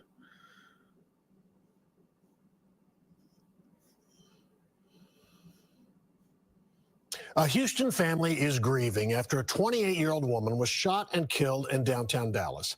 Ashley Long was murdered earlier this month. Kendrick Finch is accused of murdering her and shooting a friend she was with at the time. Court records reveal the shootout started after what appeared to be a harmless act. Fox 4's Peyton Yeager spoke to Long's family. Peyton. Steve and Ashley Long's family want her to be remembered as a career-oriented woman who had big dreams. Also, she was known as a glowing spirit and a loving friend and a loving daughter. In the immediate days after Ashley's murder, her family took to social media to spread awareness about this case. 2 weeks later, the suspect turned himself in to police. On a sunny Wednesday in downtown Dallas, stickers of 28-year-old Ashley Long are left along Main Street. Her angel number was 444. But on April 5th, it was a rainy night. I'm still like in a fog. I just feel like I'm in a daze every day. Ashley Long's family speaking for the first time since their daughter was murdered during a night out in Dallas. Long, a realtor visiting from the Richmond-Rosenberg area southwest of Houston. She and a group of friends left a downtown Dallas bar just after 2 a.m. According to an arrest warrant affidavit, surveillance video captured the shooting off Main Street. Police say a man Ashley was with reached out and brushed his hand along the passenger side of a passing Mercedes. The passenger of that car, later identified by detectives as 34-year-old Kendrick Finch, exited the Mercedes with a gun in his hand. The affidavit states a man with Ashley reached into her purse and pulled out his gun. That's when police say Finch opened fire, striking both Ashley and the man she was with. That man was able to fire back. Finch then took off. Ashley later died at the hospital. The man who she was with was also shot. He survived. Ashley's family left shocked when police revealed. Yeah, she might have been with a son man. That was son man thinking. She might have been with a son man. He had the he had the gun in his purse, in her purse. Hey, baby, hold this for me, man.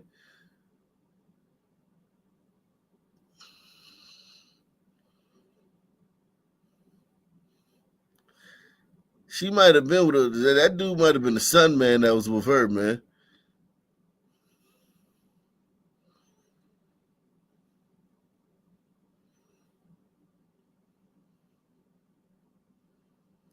Yeah, man.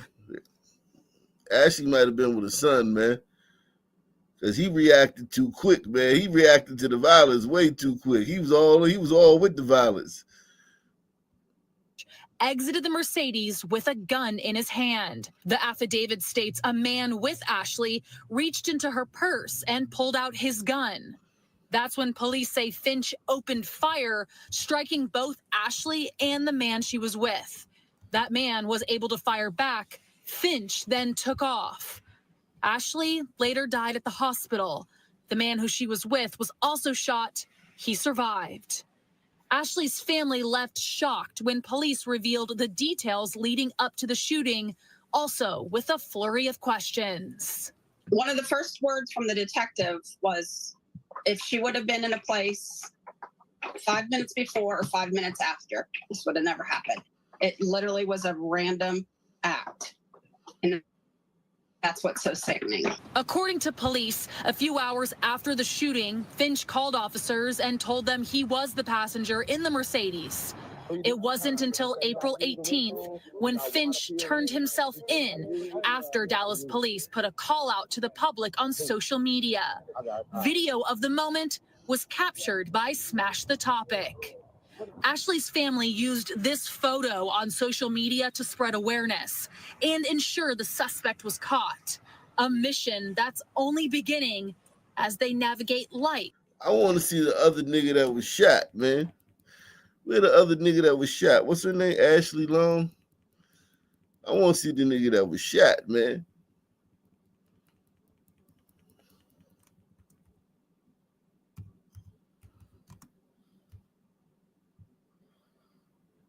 I want to see the nigga that got shot with Ashley, man. That's going to give us more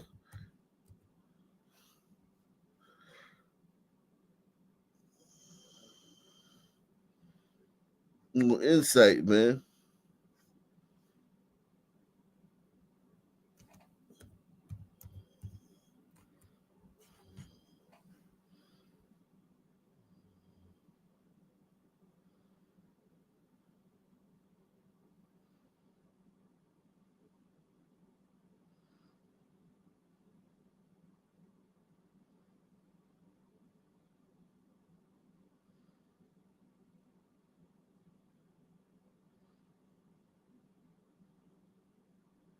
It said she was visiting Dallas with her boyfriend.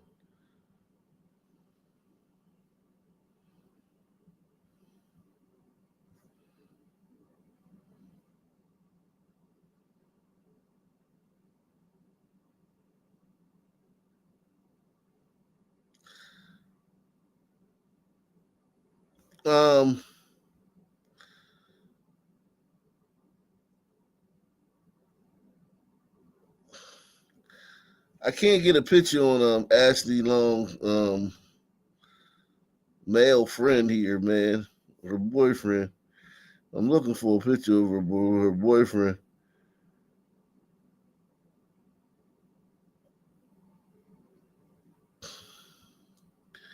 I'm looking for a picture of her boyfriend.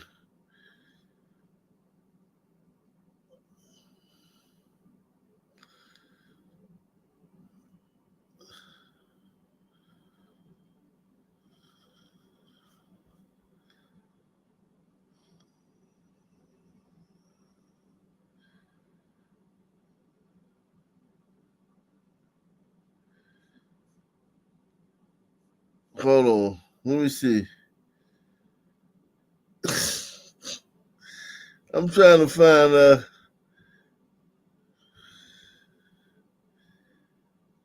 cause she seems like it seemed like that was a son, man. The way they both reacted quick like that. Like it was like, oh shit. It was like son, this is son behavior, man.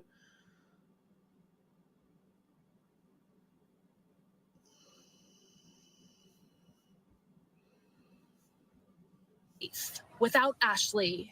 I can't even text her because I text her every night. You know, good night, love you, and that's gone. You've got Mother's Day. You've got Father's Day. We don't get to have that now. Finch does have a criminal history, including drug charges and burglary. He remains in the Dallas County Jail this evening. His bond, $500,000. Steve? Right, very sad story. Peyton Yeager and... So he's got a $500,000 bond for killing that white girl.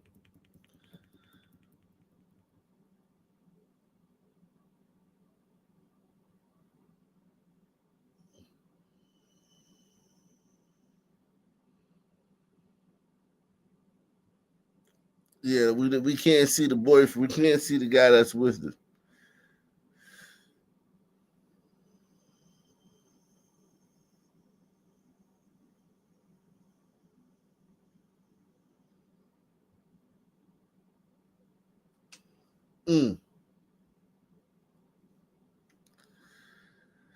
All right, let's move along, man. Let's move along. Let's move along, man. But first, caught on camera, a brazen robbery of a Glenview couple right outside their front door. Our Nate Rogers spoke with the couple and joins us now live. Nate. That's right, Scott. And Don, you got to keep in mind, robberies are fairly uncommon here in Glenview compared to other Chicago area suburbs. The husband and wife involved, they live. So this is a white neighborhood. Press 1. This is a white neighborhood. Scott and Don, you got to keep in mind, robberies are fairly uncommon here in Glenview compared to other Chicago area suburbs. The husband and wife involved, they lived in this community more than 20 years. They tell me they were returning home after having dinner in the city. Now, first, before I share the details of their experience, I want to take you to the very moment where the wife says she thought it could be the end. Drop everything. Drop all the money. Drop all the money. You got it. You got it. Here, take it. Take it. Take everything. Take everything. You can see the thieves driving. Yeah, this is what white people usually act like when somebody pull a gun on them. Not like that other son in the other story. Or not like the other person in the other story. Comply, comply, comply. Drop everything. Drop everything. Drop all the money. Drop all the money. You got it. You got it. Here, take it. Take it. Take everything. Take everything. You can see the thieves driving up as the couple walks to their front door. The husband repeatedly saying, "Take it, take everything." It happened right here in the 1700 block of Bluestem Lane around 10 o'clock last night. The victims believe they were likely followed to their home while inside their Aston Martin SUV. Glenview police say they were robbed at gunpoint by 3 men with their faces covered. It happened in less than a minute. The husband and wife both complying, handing over a purse, cell phones, wallets, clothing, and about $60,000 worth of jewelry. Now here's more on what the couple says Ring doorbell video doesn't show us.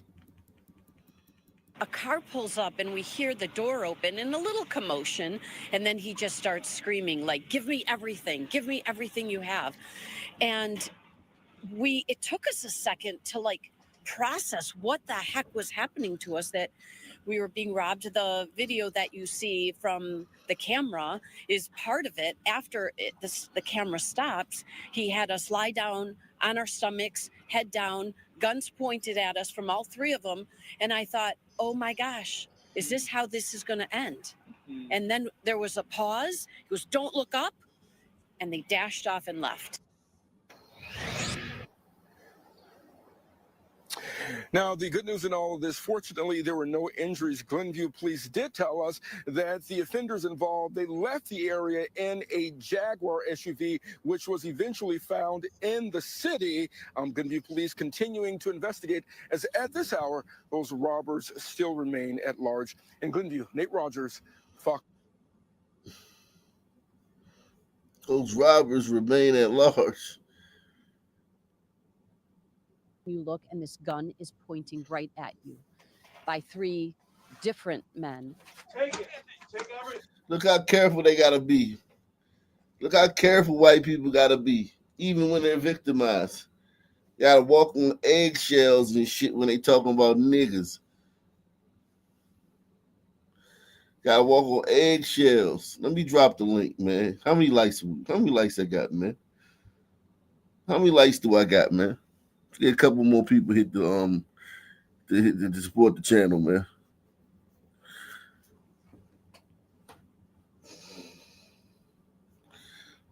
Support the channel.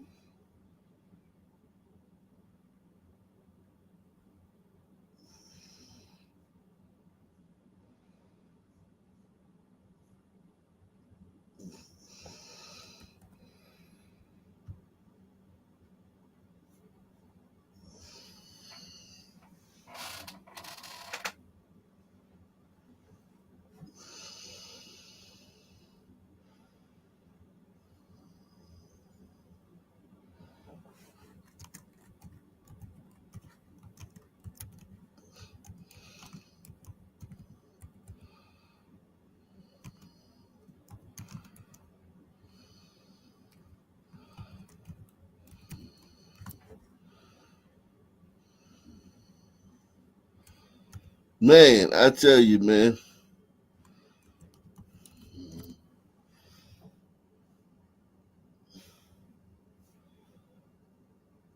What's cracking, man? Yo, that Glider Queen story is the exact reason I was annoyed when I heard the Gliders so mad about the one school stabbing, right? Because that has been going on. It's gonna keep going on. But that's the one that what? The one that what? You know, but some things jumped out at me with that story, right? Now she don't strike me as a mud shark, but you are right. Although the Sun Man is quick to kill everybody, they are particularly quicker to kill other Sun Men. Mm-hmm. And point number 2, Ak, and this is an important point, Ak.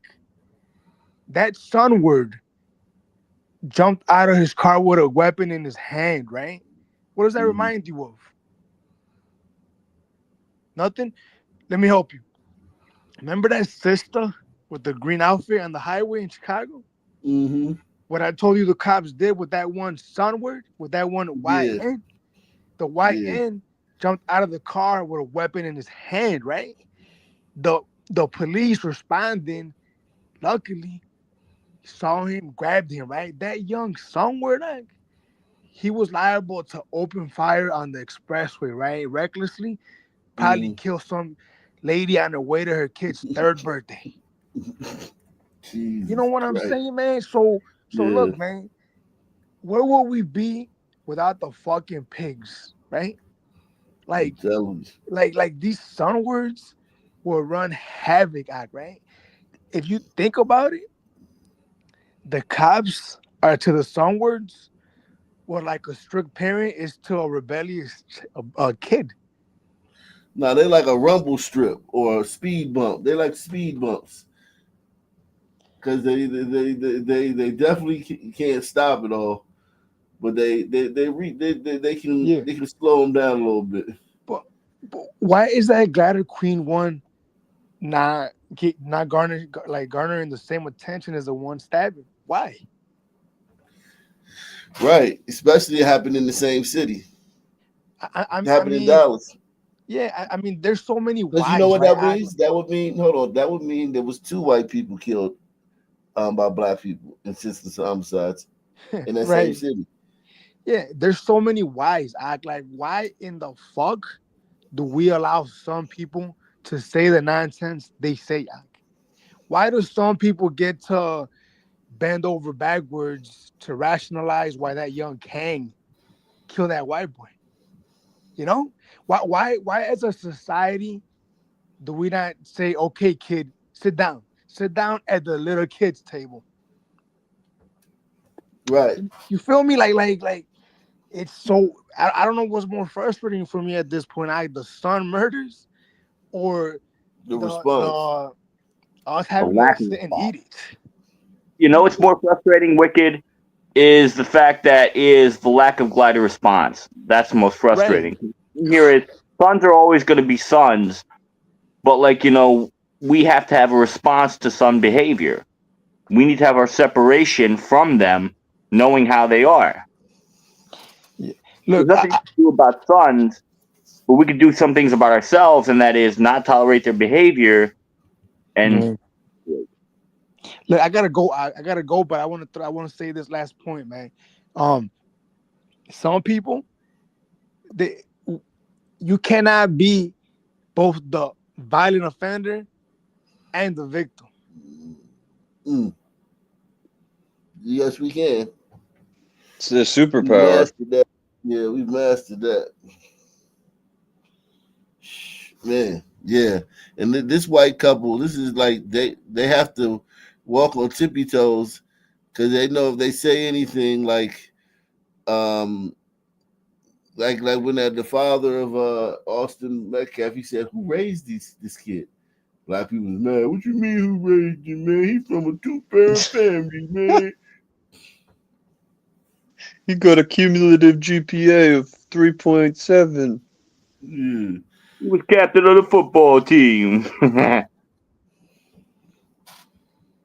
Shit, crazy. You look, and this gun is pointing right at you by 3 different men.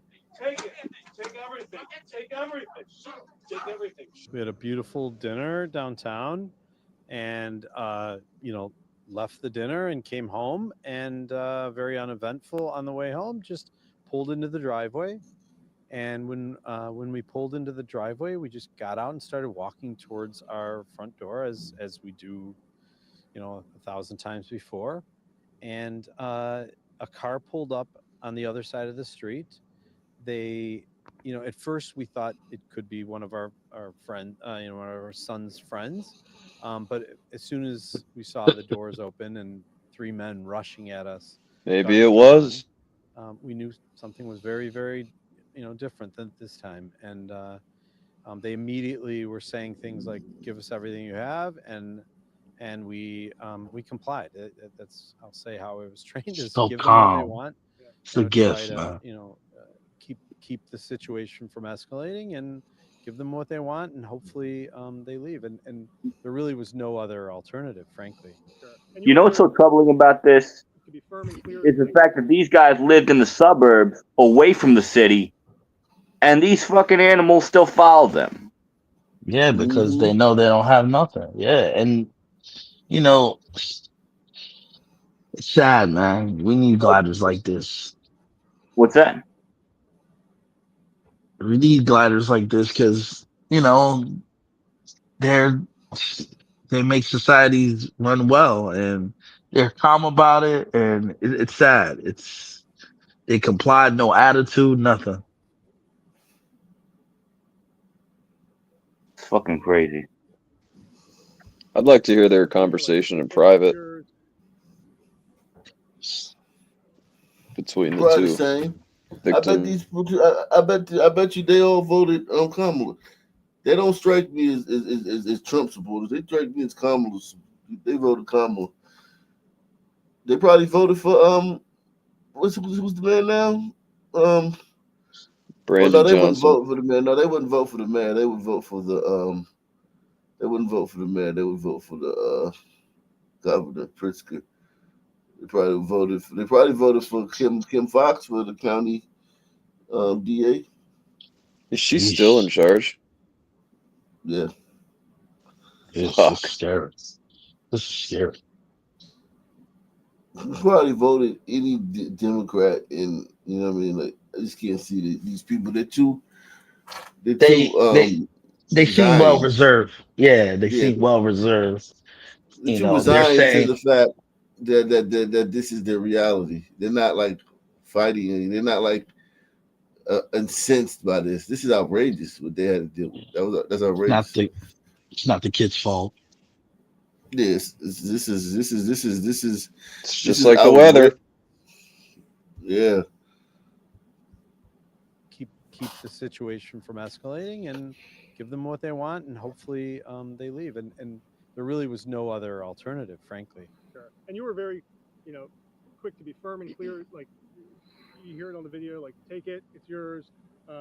Why did that, thought process go through your head? I think the main reason is, listen, I was a nuclear reactor operator on a submarine, and living on a submarine, you learn how to deal with pressure and emergency situations. So you stay calm, and that's what I do. And so I inside I was absolutely not calm, and I was of course terrified How many inside. gunmen were on that submarine? On That's the why I outside, want to know. you have to display while they're in charge. Of course, having a gun in their hand, you have to Never also worry. sort of try to take over the situation. And I just continued to say, "You're getting what you want. I'm giving you all. You're getting all the things you want." That way, at least in their mind, they felt like they were getting exactly what they wanted and not escalating the situation. And they left you and her alone. And they did. And the video cuts out the last maybe 6 or 7 seconds of the altercation, so to speak. But because they asked us to lie on the ground. And at that moment, you don't know what's next. But at least, because we were lying down, the motion stopped. So the video isn't showing, but at least we knew they were leaving, and you just don't know. And did you see him point a gun at you or at him? Directly. As soon as he jumped out of the car, at first, as we said, we thought it was one of our sons or their friends just instinctively, but then you look and this gun is pointing right at you by 3 different men positioned strategically in the yard. And that's when you kind of fight or flight. You knew this was something to take seriously. Exactly. Yeah. It was fight or flight. And you're like, oh my gosh, is this surreal? Is this happening? But at that moment, de-escalating the situation by Greg saying, give them what they want. And I was like, okay. I saw so you like you go. You threw the purse or something? Or yeah, he was like, give me everything. So I just started throwing stuff at him, whatever I had, including shoes. Let's start by saying that this isn't appropriate anywhere. It's not good in the South Side, the North Side, the North Shore. We are blessed that we live in a very nice community, and yet you don't expect someone to bring guns to your face while you're walking into your home. It just feels extra kind of like violating that it's your yard, right? It's your extra. ground, right? You're not in a street or in an outside place. You're right in your front yard, literally. They followed you home. It sounds like they were sort of stolen SUV. Did the police tell you anything about who, like, if they were doing repeated robberies or anything, or still waiting to hear? Yeah, we're not clear on all of that, except in these situations often they steal a vehicle and then go and rob and They got some stuff, like a watch, I'm guessing, or like whatever was in They the got purse. some watch, they got some jewelry, they got some. You see them taking my sport coat off. I mean, you know, they got some Silly sentimental son. jewelry as well. Greg's wedding band, my wedding band. gift from his grandfather, a beautiful ring, but they're sentimental value. But they're things, and we have our life to be grateful for, and they didn't hurt us or our family or our home, so the rest is replaceable. You hearing from neighbors just supporting you? Oh, the outpour from our neighbors. We were on an email group throughout the area, and as well as the outpouring from the ring community. People, just friends and family reaching out has been fantastic. It Much just appreciated. really appreciated, and really that's why we came on here. One of the reasons was, number one, to thank those people for the outpouring. And then second is really we want to raise the awareness. It's you know, people assume they're safe, and that's anywhere. It's not just here, but people make assumptions, and you have to be vigilant and aware and Aware of your be thoughtful. surroundings. Everyone, stuff is stuff. It's all replaceable. You know, my family is, and our health and our lives are not. So keep that in mind and be thoughtful. Anything else you'd like to add? I think that for parents and children alike, families, just be aware of your surroundings. And when things are happening, just be alert. And I think that was an important message for me and for us, is be alert and also be aware of your surroundings. Yeah, and perhaps maybe even just that this allows a conversation, and maybe makes whether it's politicians, whether it's Also stay strapped. villages, police, just even the ourselves and our security systems, get us thinking about where are our cameras, where are we, how can we make this a little safer? It would be. Are we asking the right questions here, sir? Yeah, they're hopeless. No They're solution. hopeless. No solutions. Are we having the right conversation? Yeah, those people are hopeless, man. Jeez, man. Because a couple more cameras is just not going to stop the son crime. Right. I can't believe you said that. It's like, oh man, that's very little to do with cameras. That had a lot to do with the criminal justice, because we're going to find out all those guys. Half of them were out on bond. All of them probably on probation or parole. And like been arrested dozens of times. So it's going to be the criminal justice system that comes down to. You can't blame the cops. Cops can't be everywhere at one time. Just wow. I mean, they were a very nice couple. I'll say this: they were very nice people. They're nice people. You can't deny that. Sometimes you got to be your own first responder, though. And in Illinois, like you know how it is. Hard to carry a gun. Yeah, I mean, and plus, man, if you pull out a gun right there, those fools start shooting. They're gonna kill his. They're gonna shoot him, shoot his wife. Like, I don't think pulling the gun right there would have necessarily been the right thing to do. They would just start. They already had the upper on you. Like when somebody's got a gun pointed at your face, this ain't a movie, man. You know what I'm saying? Like you reach for your gun, you're gonna get shot. That's what I'm saying. You also have to have situational awareness too. Like you also have to recognize the signs. Because Yeah, that guy. but I mean, how can you? A lot of times, listen, it happens so fast. Like they just got out of their car. A car pulls up. Dudes hop out, pointing guns in your face. Like you got to be like, even a fucking off-duty cop, like they get caught slipping like that sometimes. It happens so fast. I mean, like the shit just happens fast, man.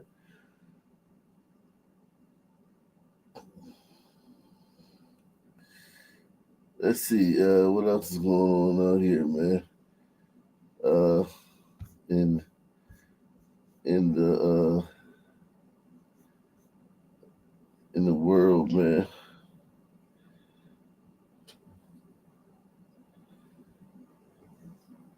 Oops.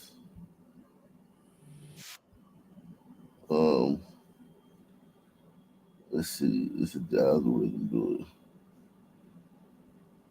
The man accused of shooting and killing another man in Seattle on New Year's Eve has pleaded not guilty. It happened in the Capitol Hill neighborhood. Investigators say this video right here shows Charles Hickman III behind a pole and raise his gun to shoot, striking Jonathan Adamo.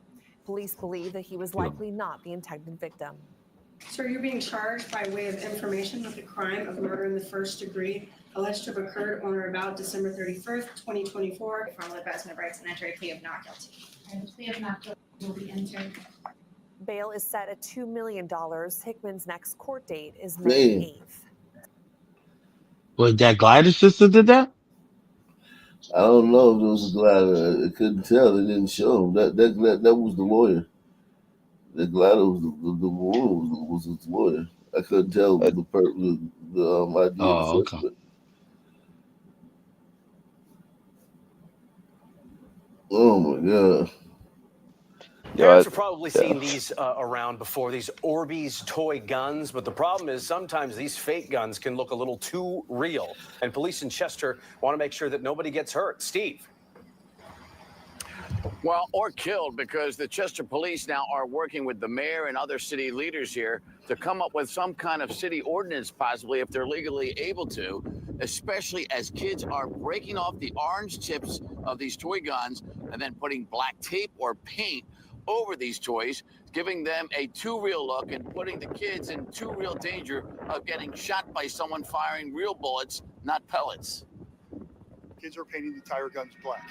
Toy guns that first looked like these before being painted, locked up in the toy section of the local Walmart and quite colorful until painted black like this one. We're starting to see kids running around the streets with these guns, and these guns can also be altered. You take the orange front tip off, you paint it black, and it looks like a real gun. The Chester Police Department is looking at legal remedies now for a growing potential danger to those playing with these painted black Orbeez toy guns like this one, selling big at Amazon and other store sites, and when painted black to make the toy gun that shoots water beads and gel pellets look like a real gun. The potential danger played out last week here when a witness called 911 to report an armed carjacking and shooting in Chester. It was brothers and friends having fun with these Orbeez guns, and it looked like they were carjacking somebody. You could see how this could turn out. You run into a store, you run They were into play carjacking. or into the parks, somebody that has a concealed carry permit that is legally justified to carry a firearm. Gun all black, could take knowing this that as a people are threat, going and to we could have a senseless tragedy, and we're trying to prevent that. There was a disorderly conduct for an Orbeez gun that was seized. One of those charged in the weekend violence on the Temple University campus had an Orbeez gun seized. Temple police say they've been seizing several of those lately. We've been seeing a good number of them recently. They're fake guns that shoot water pellets, kind of. But if they're shot at close range, they could cause injury. And also, there's the obvious issue of and concern of someone mistaking it for a real gun, whether it be a police officer or another citizen. We're going to start taking action on them, and we're waiting for some more legal guidance, what we can do and what we can't do with them. We don't want a senseless tragedy. Check your children's rooms, check their backpacks. If they have these and they're altered, please confiscate it from them. So there you have it. Police all over from the city to the campuses with already so much to think about now. Also have to be concerned about responding to a call someday with someone thinking they're seeing somebody else firing a real gun and then getting to that scene with just those split seconds to decide and maybe not be able to get close enough to see if it's a gun or a fake gun or a toy gun? And should they shoot or not to save lives? And for sure, Jason and Sheba, they don't want to take a life because a toy gun is being shot that looked just too real, especially if it's a kid that's holding that gun. So they're trying to get out in front of this before some tragedy happens, and we're on the scene of that. That's a good job by Chester Police there to Like get in front of Tamir the crowd out Rice. there, get the word That's out. what I was gonna CP, say. They thank you very even learned from Tamir Rice. Like, the cops will literally shoot a kid if they think you're holding a gun, a real gun. And these guys are still paying that. So fucking stupid. Well, they don't mind the little son kids running around with the guns, the fake guns. Because then if one of them gets shot, they get to do their thing. Yeah. What do you mean? They They get get to to burn make the a city bag off. down. Oh yeah, true. They get a big payout and all that other stuff. That's true. Wow. Unbelievable, man. These people, lives they live around sons, man. Hey, you did say it is cool to be a shooter too. So I Yeah. imagine if I was a Sun team at this age, I would definitely buy a toy gun, paint it, take pictures with it, post that shit. Yep. Would-be robber opens fire inside of a McDonald's restaurant filled with customers. Good evening, everybody. I'm Casey Stiegel. Thanks for being here tonight. No one was hit by the bullets. The gunman got away with no cash, but a harrowing experience for employees and customers. And now Fort Worth police hope you can help find the suspect. Fox 4's Sean Rabb has this scary surveillance video in this week's Trackdown. We are in far southwest Fort Worth, 4375 West Risinger, the McDonald's. Detective Brian Rainsford. Detective, what happened here on April 10th? On Thursday, April 10th at about 9 o'clock, a male walked into the McDonald's, immediately produced a handgun, pointed it right at the head of the clerk behind the counter and demanded money. All of this is on video? All of this was caught on video from multiple cameras. The clerk was terrified. There were probably a dozen, at least, witnesses, customers inside the store who began running and trying to get out of the line of whatever fire. The victim was in fear of his life such that he couldn't open the cash register. Understandably. The suspect then fired a round at the victim's head from about 6 feet away. For some reason, he missed the victim. We still don't know why. The bullet went into the kitchen 'Cause area he's a of the son. restaurant where the kitchen crew was working. The kitchen crew had just seen the robbery start, and they escaped from the store. Do we ever see all or part of his That's face? definitely his We son. see part of his face. That's definitely his son. The demeanor, the way he holds the gun. Yeah. The way this is 1000% his son. You could see by But skin why- tone. Yeah. Yeah, Definitely. the way he dressed is that's his son. When he's turning to leave the store after making the victim go into the kitchen area.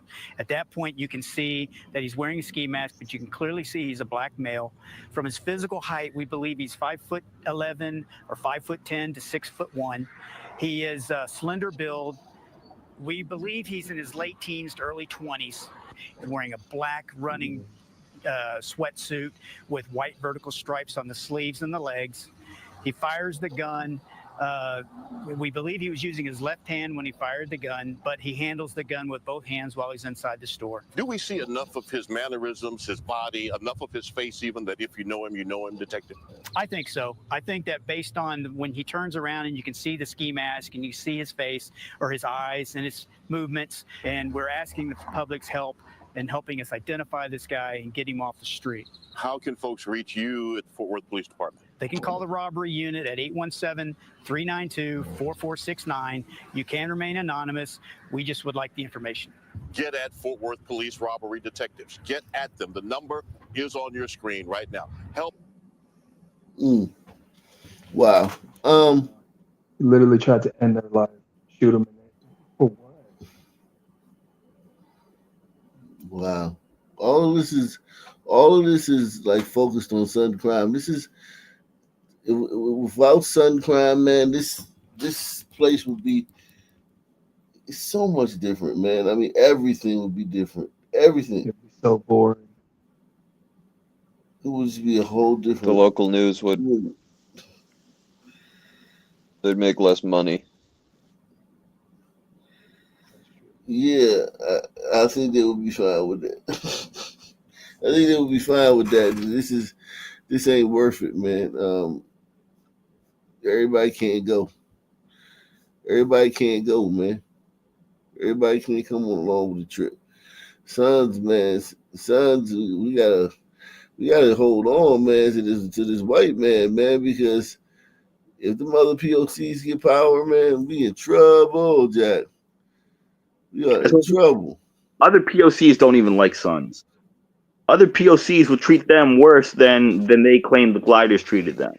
That's what I'm trying to say. Definitely. When there's no gliders around, they too treat us like that. The only time they don't treat us like that is when gliders like implement their laws. Like in the Middle East, African people are treated like shit. But in Israel, they're treated pretty good. You know I mean, they still discriminate them to one extent, Yeah, but it's nothing like the way the Muslims treat them. It's not even true. comparable. You can't even compare the two. I mean, it's like I said before, without gliders or something like that, certain groups would probably wipe the suns off the face of the earth. The tigers. At least enslave them. Yeah. You know what I mean? Universe. Yeah, something like that. The Arabs pretty much castrated them in the slave trade, but your sons don't want to talk about the Arab slave trade, and they want to convert to Islam. They don't know anything about it. They're totally ignorant about it. It's shocking. When you bring it up to them, they just they only think about the pyramids in Egypt. That's it. Yeah. Learn how uninformed about everything sons are is shocking. No, but even when they do know about it, they don't want to pay attention to it because they know they can't get any money off of it. They can't guilt trip the Arabs like they do the gliders. That's pretty much it. True. Yeah. Wouldn't even make a difference.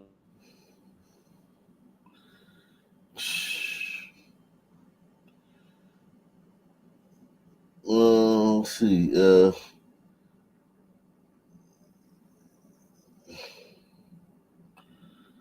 Let's see what's going on here.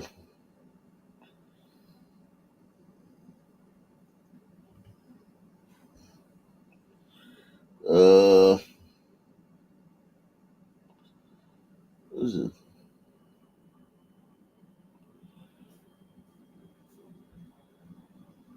You do very is fear. This from America. We think of slavery beyond much about what we did or what happened in the islands before liberation, and yet there's a sadness to the story in Mexico that's just as profound as ours. Oh yeah, well there's a curious difference between the two slaveries, that the two systems of slavery. The Spaniards, when Cortez conquered Mexico, they had a very hip attitude towards slavery. That they didn't buy slaves from Africa or anything. They would just enslave the native population. They even did that in Europe when they conquered a European country. And so when they conquered Mexico, there were over 30 million. I'm just seeing. I wanted to see where that was going. It's kind of slow, but yeah, that Mexican slavery. I was trying to see where that was going. It wasn't fast enough though. Very slow. Let's see. See what else is going on out here. See what else is going on out here.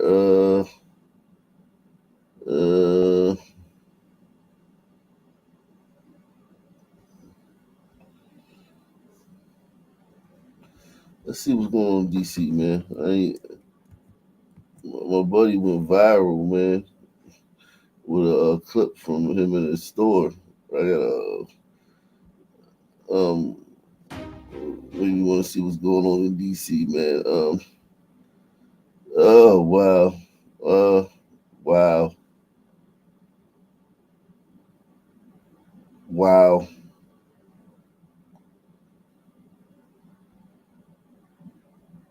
You just saw a lot of parents are frustrated with Fairfax County schools. They also expressed concerns with the district's cell phone policy. Many parents, as you heard, were not able to contact their children during today's emergency because of that policy. Our team coverage continues now with News 4's Dominique Moody. Dominique? Sean and Erica, parents did not hold back their feelings about the situation or the response from Fairfax County Public Schools. Now, emotions were still high when we spoke with parents a little bit earlier this afternoon. Many of them say that they felt like it's not possible to not have access to their students because they don't have access to their cell phones. And they say that is the situation where today is a situation where they believe that students should have their cell phones. The other point to mention is that they believe and they say that all schools need to have weapon detectors inside of the schools. And that ask comes as Fairfax County Public Schools is currently rolling out those resources. That's racist. Everything is unsatisfactory from the alert that goes out to parents. This is just crazy. We get videos from the kids inside. There's videos all over social media of what happened. My question is, where's the teachers? Fairfax County parents voicing their frustrations about the school system's notification response after Wednesday's stabbing at West Potomac High School that resulted in a 16-year-old being stabbed and listed in stable condition. One of the other frustrations from parents is Fairfax County's public schools cell phone policy. I have never agreed with the cell phone policy anyway, and this is why she needs to have her phone. Cell phones in schools have been at the center of discussion for parents, students, and staff inside Fairfax County Public Schools for the last year. The school system's current cell phone policy requires students to silence and put away their cell phones and accessories during instructional period. I think this is the reason kids nowadays, in this day and age, they need their phones to be able to contact parents. Joanne Boyce says she didn't hear about the stabbing for more than half an hour and says she could have learned sooner had her son had his cell phone. We didn't get any kind of notification from the school for at least half an hour afterwards, which I understand they're busy dealing with that, but parents need to know these things. This week, the school system rolled out weapons detection system devices in high schools.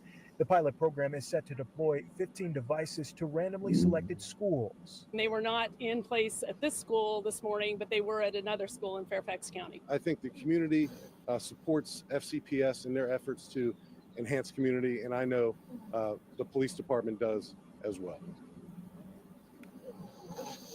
Sean and Erica, here's the other thing that we learned this afternoon. We have found out, and News 4 has learned, that Thomas Edison High School is the other school that has those weapon detectors installed in their school. And we also know that every week, we know that these detecting systems, they will be installed at these schools. Wake up. 15 are rolled out. The last thing we know now is that they say they will be making sure that students have a This boy sounded like he was breathing kind of heavy. Well, okay. Making some funny noises. Let's see. Hey, you got new guy in the back. Oh, okay. New guy in the back. All right. Shout out to new guy.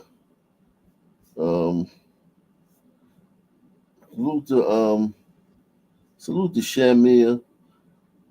Shammy Reader. He says deoxyribonucleic acid, DNA. Shout out to nice him, spelling. Man. Yeah, man.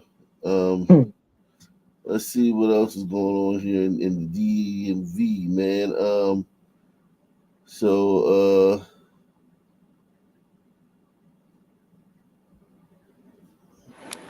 3 days after a thief stole Homeland Security Secretary Kristi Noem's purse, Secret Service still has not released any information about the suspect. But the News 4 I-team, together with NBC News, tracked a very similar case just days earlier and only a few blocks away. The I-team's Ted Oberg joins us now with the latest on this story. Ted? Other theft telling us she feels there's definitely a connection between her missing purse and Secretary Noem's. They were taken just days apart, a few blocks apart, and both so fast they escaped notice. D.C. police are comparing the cases, but have not yet confirmed they're related. While she dined with her kids and grandkids at Capitol Burger in Northwest on Sunday, Secretary Noem's designer purse with thousands of dollars in cash, credit cards, her DHS ID, and more inside was stolen.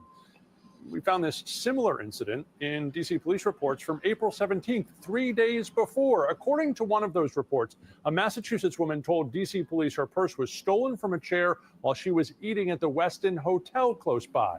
She says the alleged thief tried to use one of her stolen credit cards at a Safeway near the hotel and told us the hotel showed her surveillance video.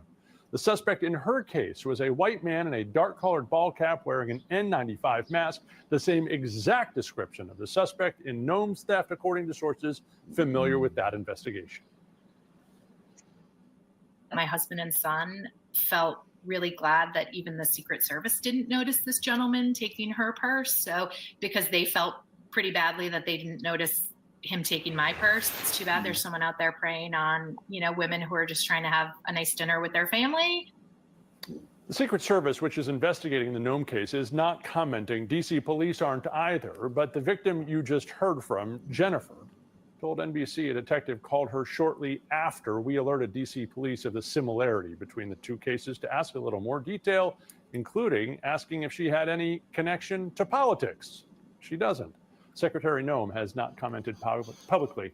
Neither have D.C. police nor the Secret Service released any photos of either suspect to the public. Ted Oberg. Thank you, Ted. But we know he's white. They don't hesitate to point that out. Yeah, it was like the first descriptor. Yeah. The first 10 seconds. I gotta admit, Kristi Noem is a badass. Like, she actually dons the vest and goes out there with the cops on their raids. Like, no other secretary. Hats off to her. I don't know about all that. Good photo. She's a little suspect. What do you mean, just a photo op? Tonight.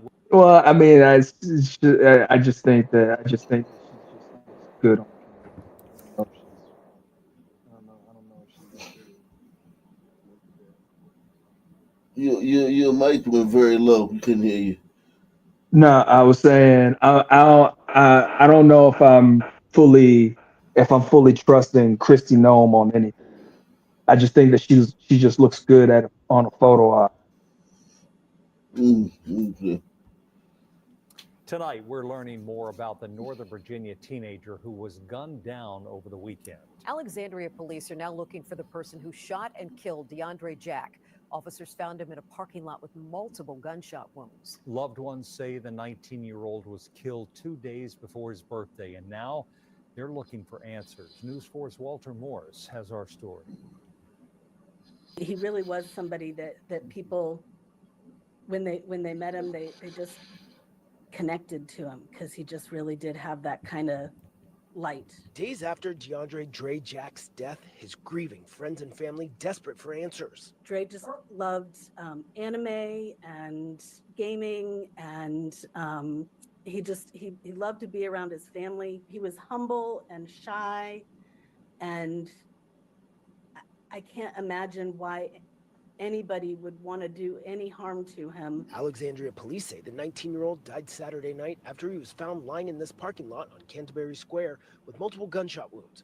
Responding officers and EMTs doing their best to save his life, but he didn't make it, pronounced dead on scene. At last update, no word on a possible motive or suspect description. Trying to wrap our No word around it. No word on motive or suspect description. I can give you a suspect description. To understand, that this has happened, because he was such a homebody. It's almost surprising that he was out and about like he was, and he had just kind of gotten himself to be a little more social, a little more outgoing, and get out of the house and go, and then this happens, and it just is hard to understand. Close family friend Reverend Amy Appel says the teen was killed just 2 days before his 20th birthday, and his death is just the latest in a series of difficult losses for his family.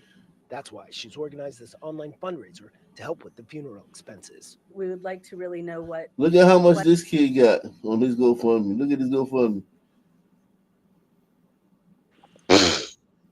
Oh, my God.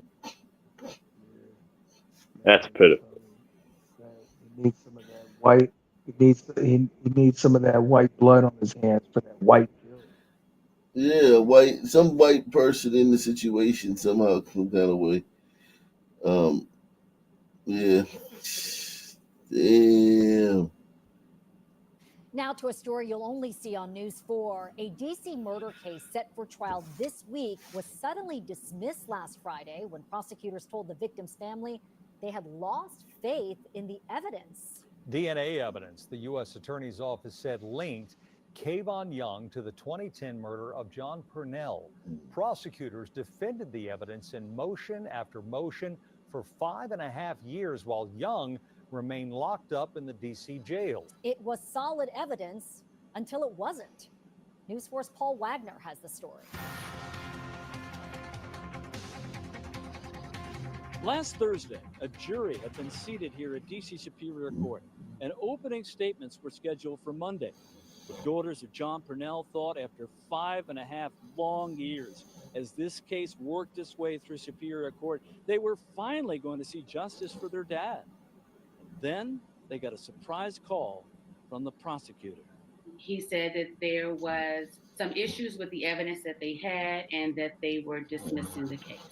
And just like that, the justice, Yolanda Purnell Vogelson, and Ayanna Purnell thought was nearly in their grasp, was suddenly snatched away. Devastated. It took me a while to peel myself off of the floor. Yeah, I immediately dropped to my knees, and it was just the initial shock of, like, am I hearing what I'm hearing? And you go back in your mind, you think about all this time that's passed. The time that's passed, well, it's been nearly 15 years. News 4 spoke with the sisters first back in 2011. John Purnell, a retired protective service officer, was shot and killed on Nelson Place during a robbery as he and his friends were setting up their grills for the annual 4th of July barbecue. Purnell fought with one of the suspects, and during the autopsy... Damn, they was setting up their grills? That's crazy. That's odd. That's crazy. Wow. Their grills for the annual 4th of July barbecue. Purnell fought with one of the suspects, and during the autopsy, police found DNA under his fingernails. It took some time, but police say they connected that DNA to Kayvon Young. In a court filing dated December 5th, 2023, prosecutors told the defense the probability that DNA belonged to someone other than Kayvon Young was 1 in 830 million in the Caucasian population, 1 in 3.4 billion in the U.S. African American population, and 1 in 620 million in the U.S. Hispanic population. Kayvon Young is black. But on Friday, the sisters... Yeah, but he could have admixture. He could be like, blacks have white and blacks aren't just only have black DNA. They have white DNA too. This is some like Innocence Project shit. This is exactly highly suspicious. Exactly.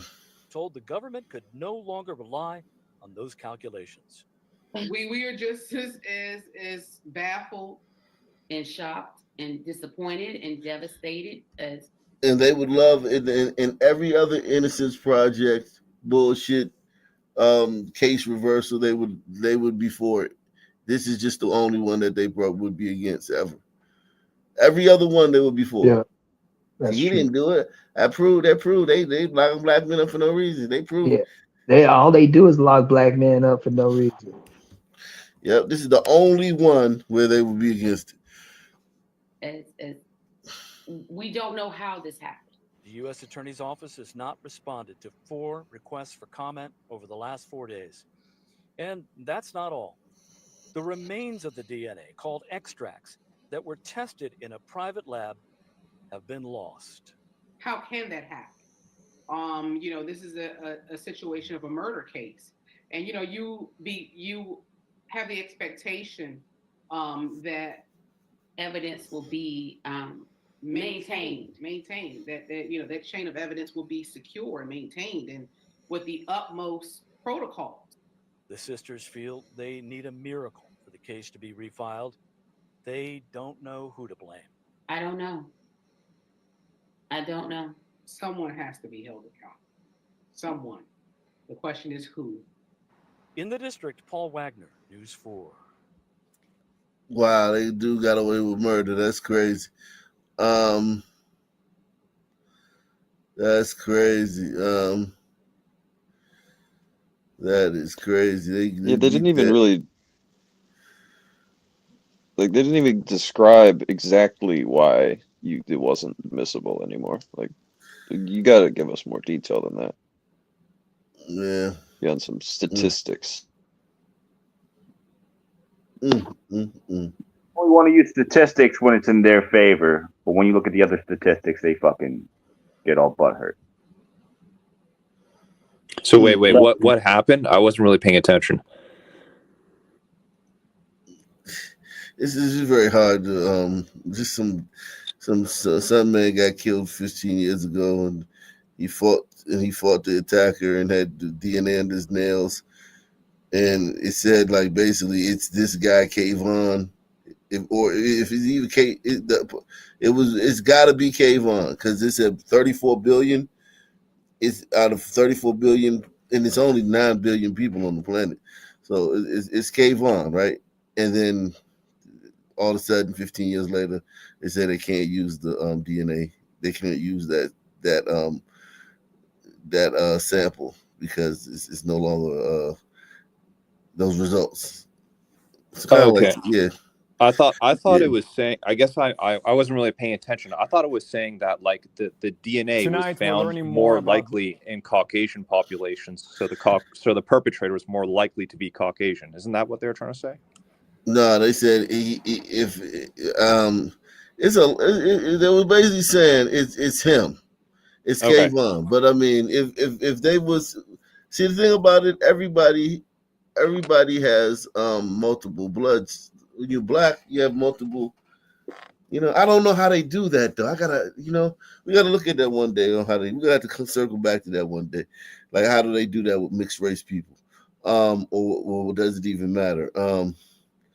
But yeah, let's just move along, man. Tonight, we're learning more about the Northern Virginia teen gunned down last week, and loved ones say Nicolas Mejia was a student at Riverside High School. Tonight, his classmates, elected leaders, and members of the Loudoun County community, came together to celebrate the 16-year-old's life. News 4's Walter Morris is in Ashburn with the details. This little light of mine, I'm gonna let it shine. This is suburbs. Lights lifted for a young life tragically cut short. Saturday evening, friends, family, and classmates coming together to celebrate the life of Nicolas Mejia, exactly 1 week after the 16-year-old's death. Nick was just a very funny, lighthearted person, and he almost to the point where you had to tell him, like, come on, like, let's be serious about something type of thing. So he just really enjoyed laughing, making other people laugh, and making other people feel good. Older sister Jasmine Mercer says her family has been overwhelmed by the outpouring of support from the Loudoun County community. He was so protected, not only me, but my friends and family.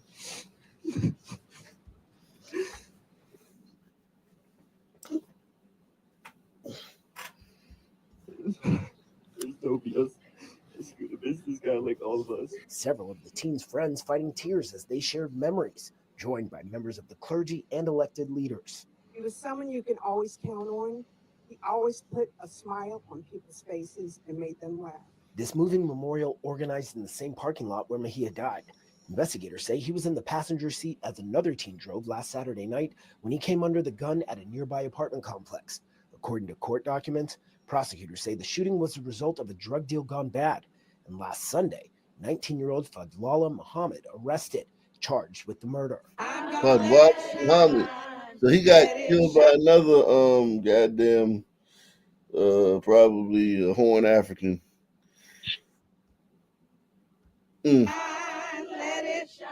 While he waits to learn his fate, he is grieving friends and family, focusing on the positives. That's fucked up. That's fucked up, man. Suburb can't escape it, man. Also breaking right.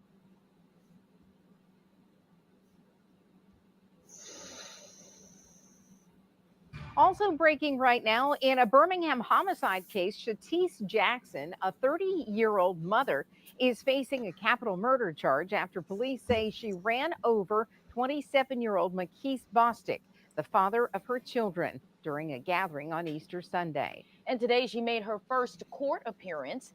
ABC 3340's Gracie Johnson was in the courtroom. And Gracie, what happened? Muriel, Shatise Jackson appeared in court this morning for the first time since her arrest. She was initially brought before Judge William Bell, but the case was moved to Judge Hudson for a bond hearing. In that hearing, Judge Hudson told Jackson she's charged with capital murder and will be held on no bond. Jackson mentioned that her family plans to hire an attorney, but has not named the attorney just yet. The charge comes after a violent scene Sunday night on Lisa Lane. Birmingham police say Jackson and Bostic, who share children, got into an argument during a birthday party that was also an Easter gathering. Allegedly, she left, came back, may have fired a shot, and then hit Bostic with her vehicle, trapping him against a house. He died on the scene. And at least one child may have been present during this incident. Damn. Now, Jackson is being held in the Jefferson County Jail on no bond. Muriel. Our Gracie is. Damn. That chick probably She does a lot squashed of him. fighting. Does a lot of fighting. That's why she don't got no hair on the top of her head. Jesus Christ. Just a savage. Laughing in court, niggas funny and shit. And,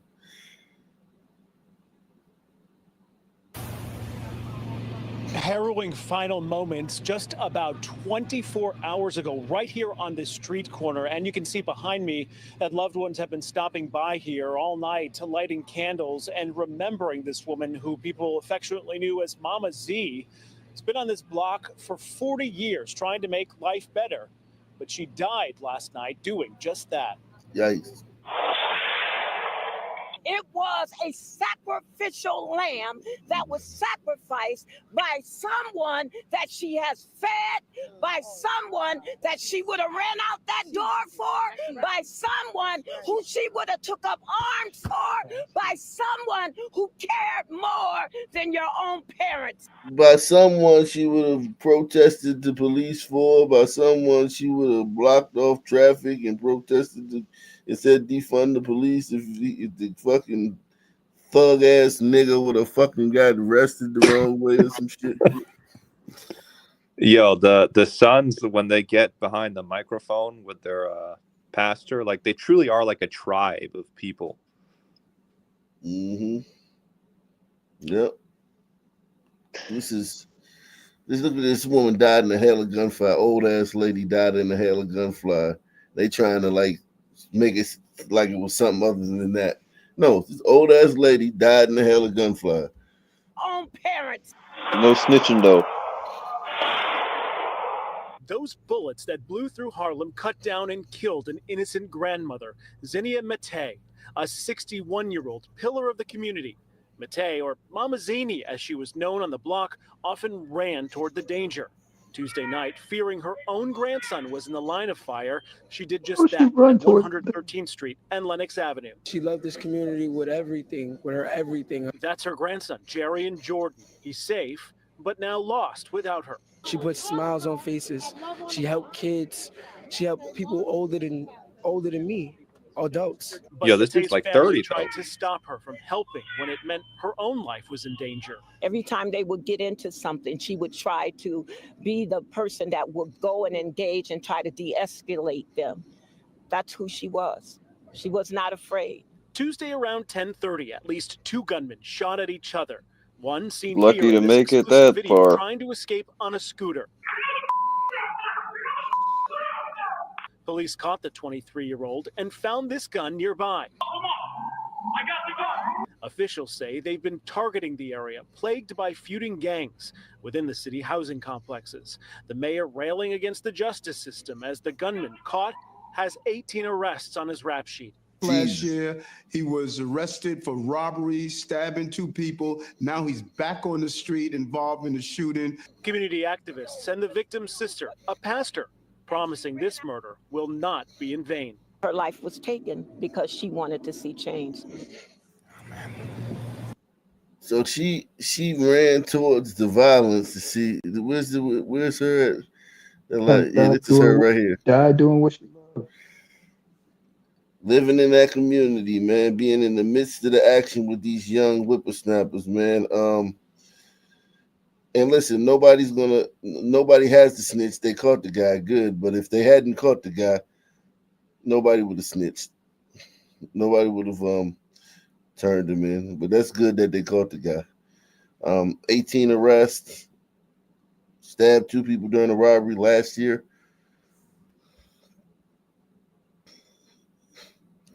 Yikes. Exclusive video that one of the alleged gunmen was arrested last night. Do investigators believe that he's the one who killed this beloved pillar of the community, or are there any other suspects they're looking at tonight? So we've just learned from police sources that the man who was taken into custody a block away from here last night is Darius Smith. He's a 23-year-old who you heard has a lengthy rap sheet. He's being charged with attempted murder. So that means police are still looking for at least one other gunman in this case, the one who fired those fatal shots. Back to you. So sad indeed. And that memorial growing in size behind you. So he's the charge of attempted murder. I tell you, man, what a fucking shitty ass. And in place Harlem, the left community in is coming together to honor a grandmother who was killed when she stepped outside to check on her grandson and got caught in crossfire. As Naveen Dhaliwal reports, she's being remembered tonight for her compassion and her kindness. The sidewalk where Xenia Mate was fatally shot is now lined with candles in the shape of a Z. Mama Z, as she was known. She's a pillar not only in this community, she's a pillar of our family. The 61-year-old grandmother was a staple on these streets, cooking and helping the youth. She treated everyone on this corner like they're her grandson. Her grandson, Jerain Jordan, saw her moments before the gunfire erupted. She was actually making dinner for me, and the last thing I remember was her being downstairs. And it was her Nigga, you 30 years old. When you gonna get an apartment in them lady and move out on your own? Yeah, Maybe now. So she had his mom at like 14. And then his mom had him at 14. Something like that. Well, she's 60, she was 61. Something like that. Her grandson is 30. Yeah, something like that. Yeah. Let's say he's 20. Let's be generous. Then each generation was 20 years on the dot, basically. But he's more than 20. Yeah, he's 30, 31, something like that. Yeah, that's crazy. Her being downstairs. And it was her own grandson, Mate, came out to check on Tuesday night, just after 10 p.m. when she heard gunshots outside of her home on Lenox Avenue and 113th. Police say one of the bullets hit Mate in the head, killing her. It wasn't just about her grandson. She was running to protect all of the children that she knew out here. She was a woman that didn't stand and walk and just stand by and see something. Yeah, but women not supposed to do that. Women not supposed to run towards gunfire, man. That's not something natural. That's not wise. Yeah, that's not wise. Not prudent. And she struck out. Like eventually this was gonna happen.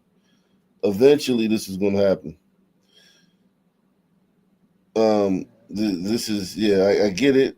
I get that they said she was a brave woman. I get it. And listen, man, sucks, man.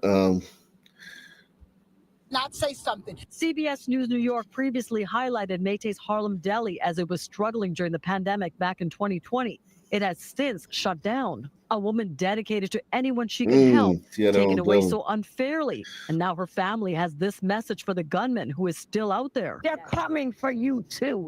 Don't think that you're gonna hide because the woman that you took out is precious. Officials say a 23-year-old man involved in the shooting was shot in the foot. He's now in custody and police are looking for other suspects. In Harlem, Naveen Dhaliwal.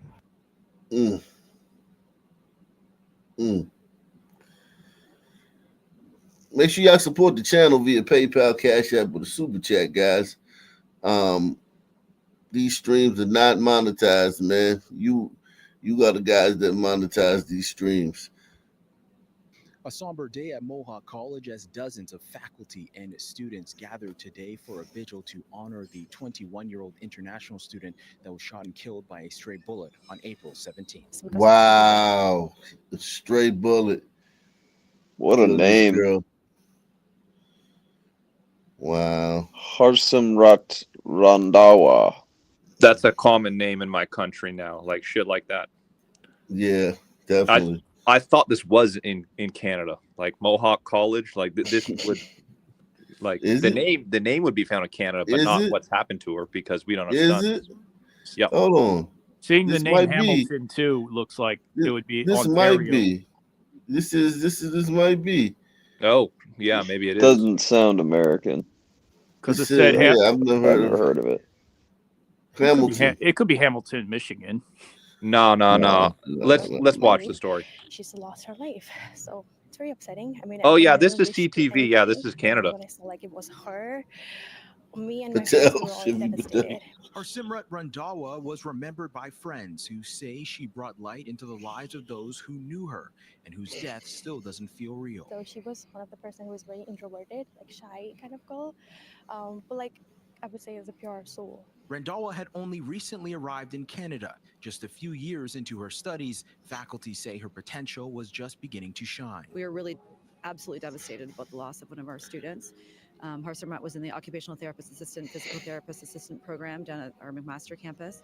And the goal really is to make sure that we can come together in our grief, be able to remember her, honor her, spend some time remembering who she was. Police say Randawa had just left the gym on April 17th and was waiting to cross the street when a bullet meant for someone else struck her in the chest. Police say she had no chance to react.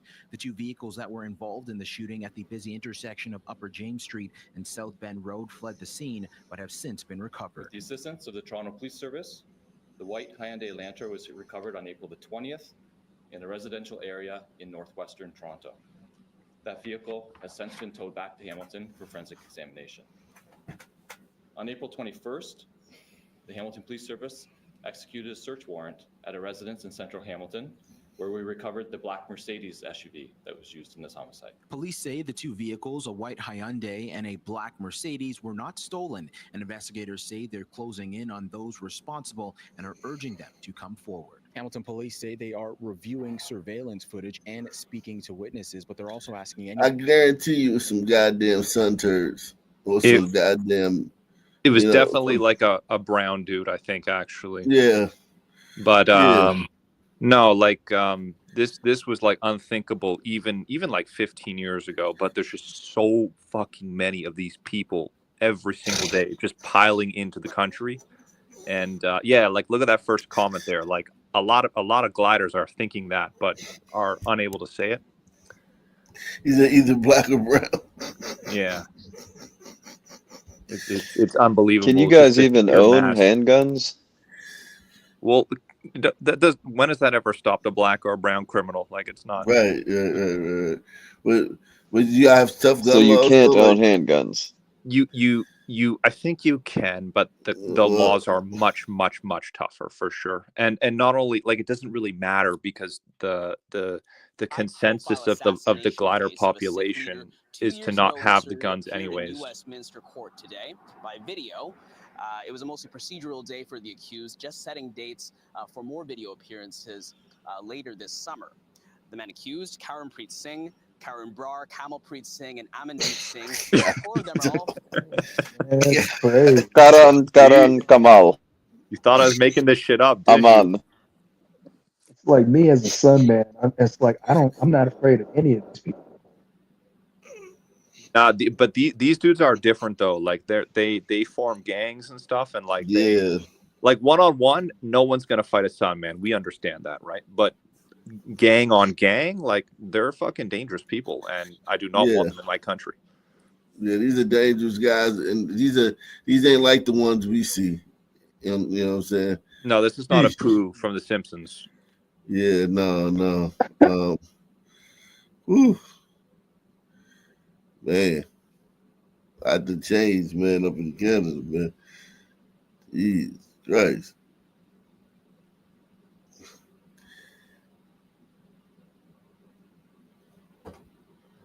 Hey, new guy, do you feel as if the Canadians are becoming more conservative, or they're going to elect a more conservative parliament or prime minister?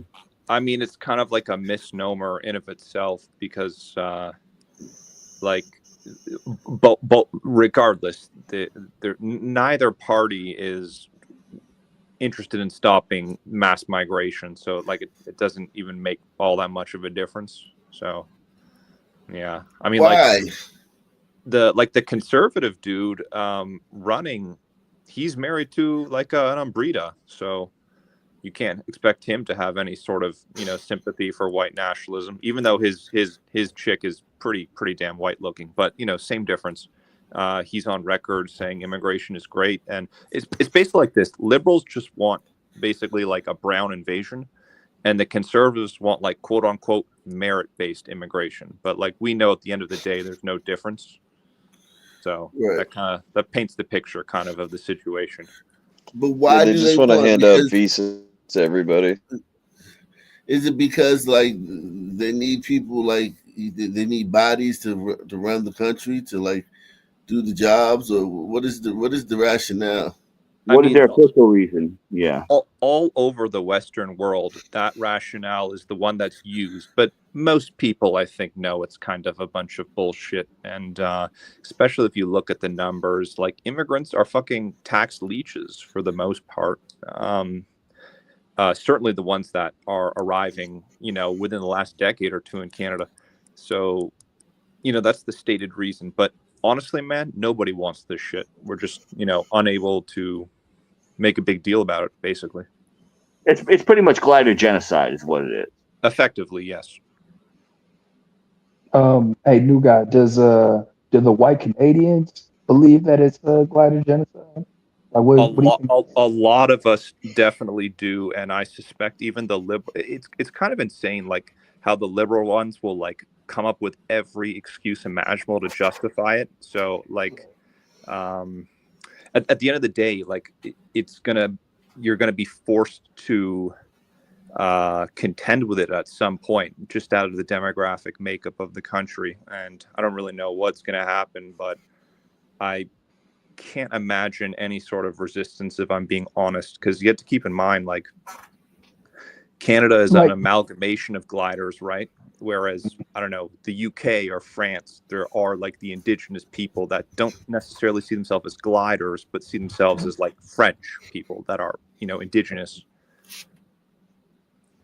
But don't see from what I heard that that there's your most extreme right wing Canadians are repulsed by the our extreme conservatives in America. Is there any truth to that? Sorry, you were cutting out there. What were you saying? So just from past podcasts I've been listening to, it seems like people say that one thing all Canadians agree on is to hate America. That's a bit of a meme, but like you are correct in that, like we don't have a Republican Party. Like we don't have an equivalent of that, to be honest. There's just and they say we just don't have that. They feel that we're too extreme. That's basically that's basically it. Pretty much. We just don't have like let me put it this way, like white nationalism is way more likely to have support in America than it ever will in Canada.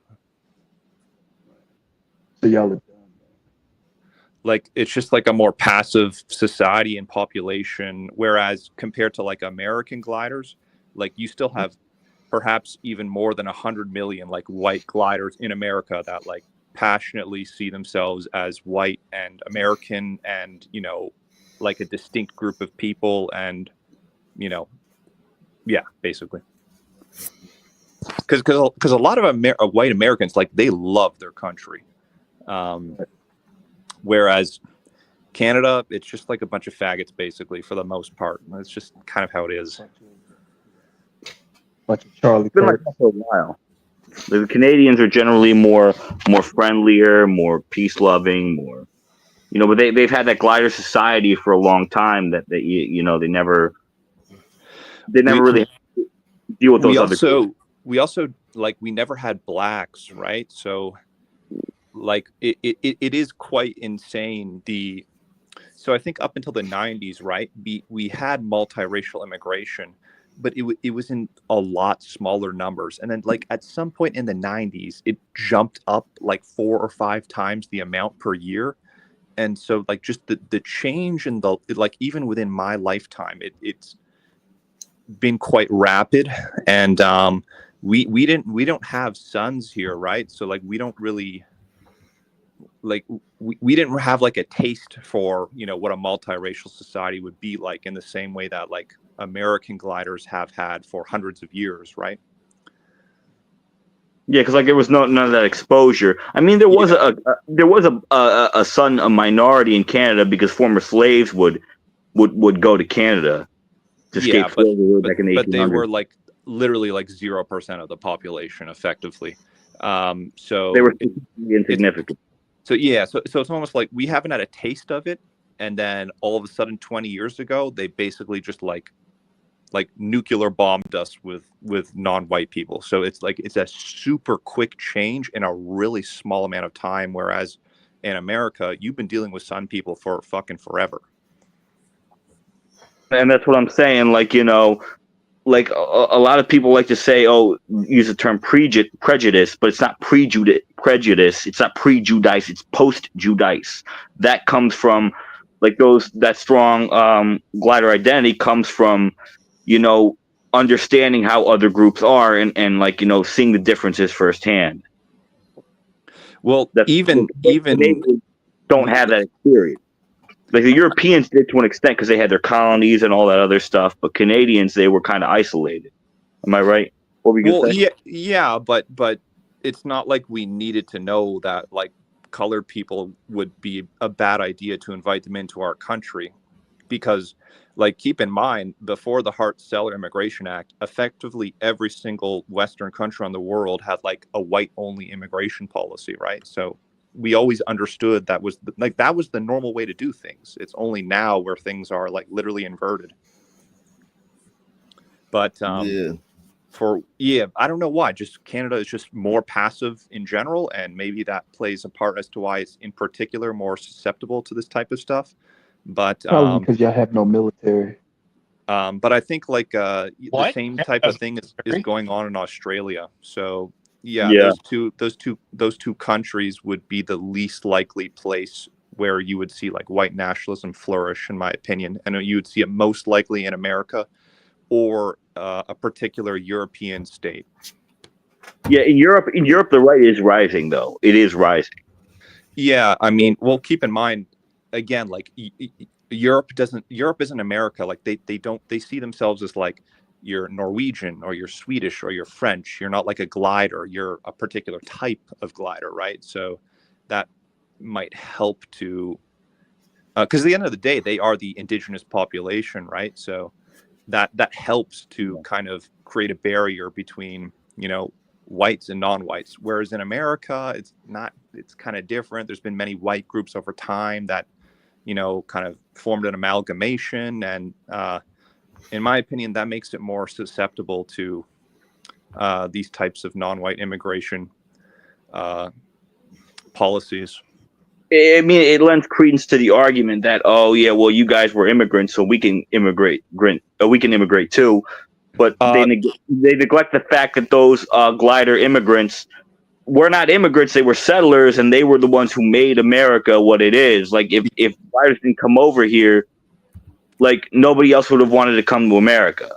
You know what I mean? Yeah, no, that's when you hear that bullshit where like blacks and browns and shit will say shit like, oh, we're all immigrants. No, we're fucking not all immigrants. Effectively, white people are the indigenous people of America, effectively. Let's be honest here. And we're being invaded by people that are not. And we can't live that way, obviously. I mean, the Mexicans, they could say, oh, yeah, well, we're descended from the natives, so this is our land. I'm like, no, your land was in Mexico. Exactly. Okay, you guys would have never migrated north of the Rio Grande if it wasn't for gliders. And if you guys did, you would have fought other indigenous groups. Yeah, basically. Yeah, so that's what I'm saying. Like, the indigenous people are more of a monolith today because they had to be, but back then they weren't. And that's what I'm saying. That's what they neglect to think about.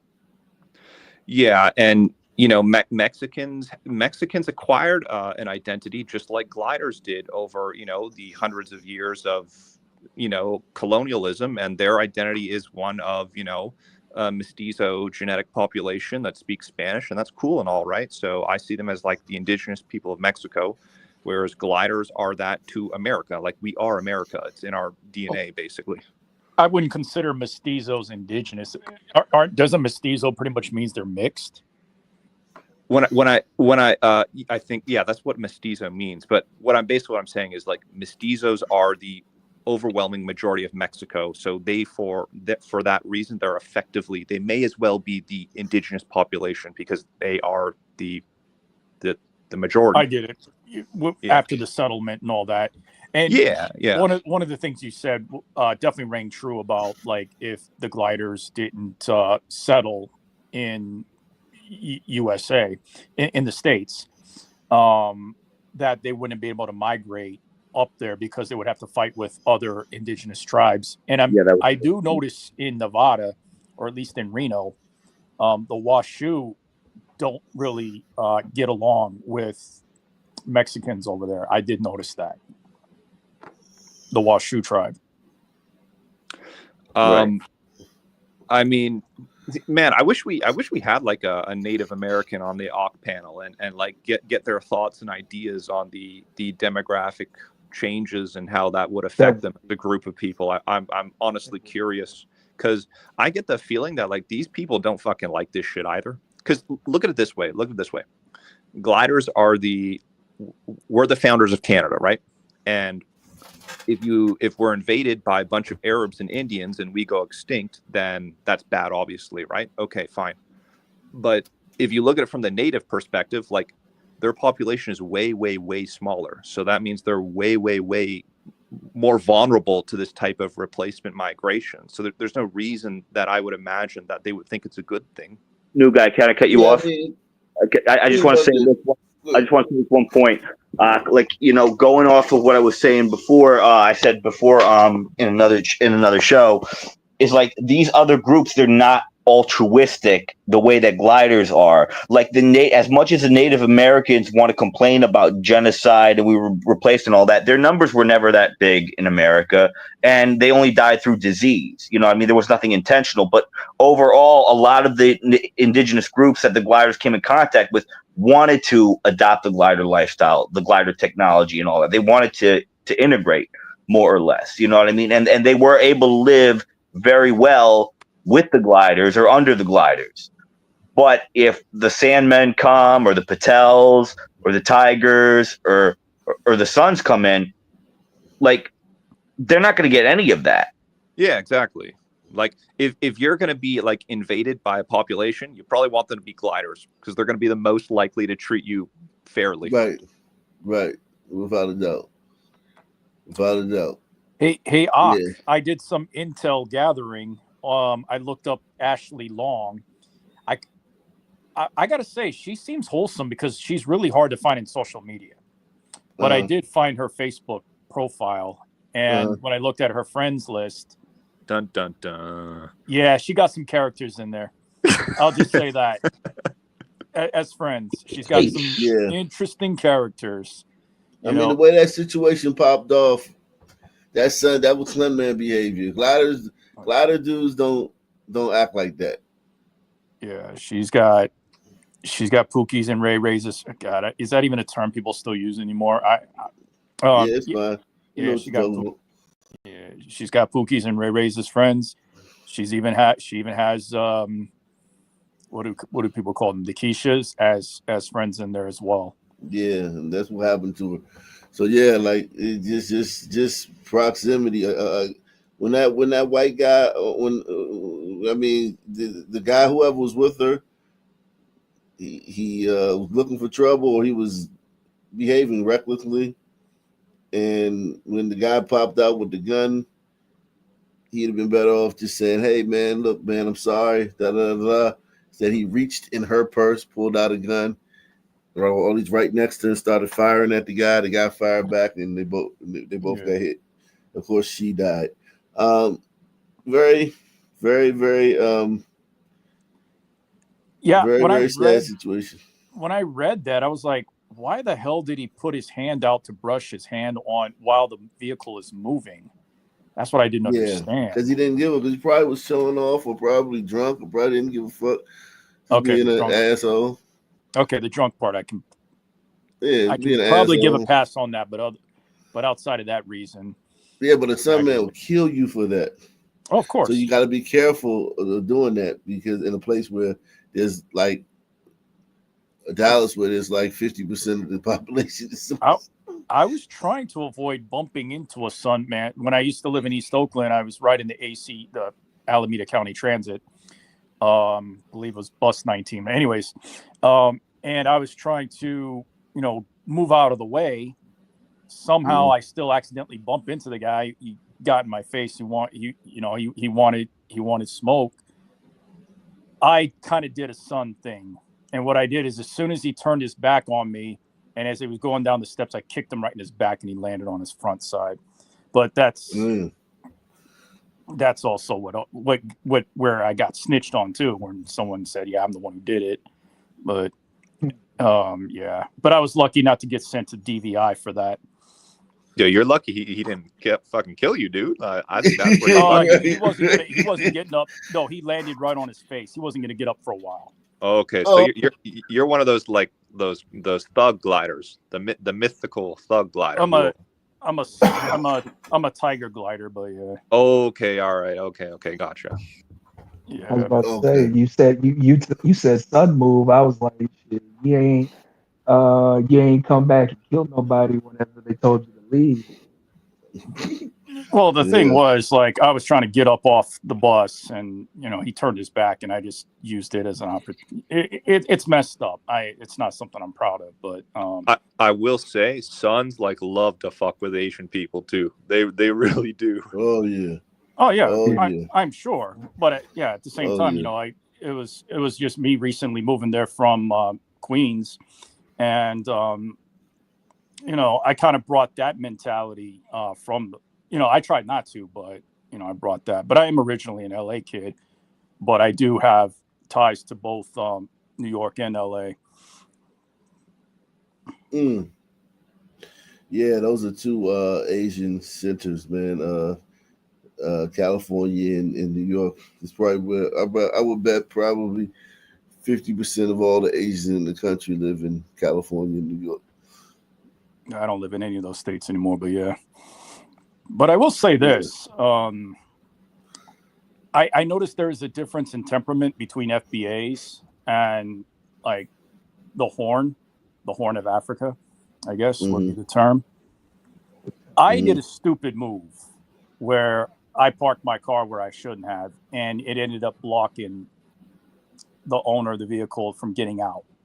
Had it been an FBA, I know that I would have gotten into something, but I'm not going to assume, but I was thankful that, he was cool. I apologized for it because I knew I was in the wrong, and nothing escalated from it. Ethiopian community over there. Yeah. You're saying that they're easier to deal with than FBAs? So far. Haitians, not so much, but I would say it's because no, I agree with that, and there's the similar theme in Canada. We have a lot of Ethiopians because the West and the East Sub-Saharan African, they're different from each other. They're not. Yeah, definitely. The Eastern one, they're like a bit higher IQ, not a lot, but a bit, and they're just they got like a different temperament. So yeah. Well, Nigerians seem to win in the IQ department when it comes. No, that's a bunch of fucking bullshit. There's just like a zillion Nigerians. It's just a filter effect. That's not true. No. You also have to consider the fact that most of the African immigrants are actually the best and brightest. Nigerians tend to be the overwhelming representative in the universities. Blacks. It's a gigantic it's a gigantic, disproportionate population center, though. That's why. It's like Indians. Like, their average IQ is low, but if there's over 1 billion of them, then obviously we're going to get some good examples of them. Oh, speaking of. Oh, wow. We are currently in the Federal Republic of Nigeria. Am I right? Yeah. So what planet is Nigeria in? Planets. Nigeria is in Africa. So if it's in Africa, like what continent is it? I see what he's Continent. Continent. Now Pluto now. What? Now Pluto we did now. What planet is Nigeria in? My friend, don't play with me. Joke not with me. Mercury now. What? What did you say? Mercury now.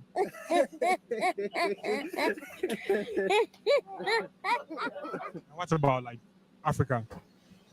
Africa. Nigeria is in Mercury. Yeah, Africa is in Nigeria. Nigeria. Yeah, Africa. We Africa, even not be Africa like Ibadan side now. Well, I would think they're resourceful. They found it, what mode they of started in transport do you use, Nollywood. like, to move from one planet to the other? From one planet. Hey, y'all, come look at this. I can use Okada or I can use Danfo. We are currently in the Federal Republic of Nigeria. Okay. Lagos to be precise. Am I right? Yeah. What planet are we on currently? Planet Africa. Look at this one. How many continents are in Nigeria? Yes. Nigeria is a country, not a continent. We're under a continent. Yeah.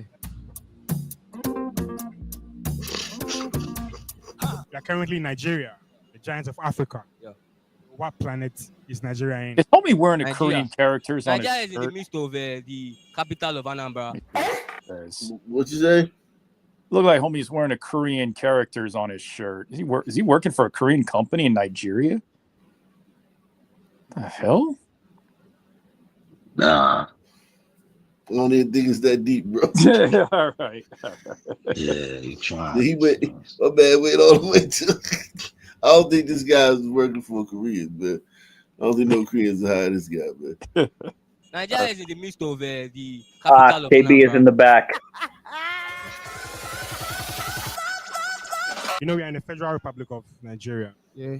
So, Nigeria is in what planet? No, don't do it. No.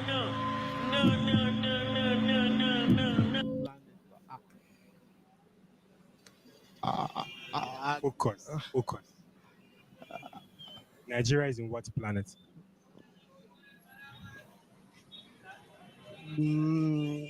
I don't know. Think about your life. Do you know anything about geography? No. So what continent are we on now?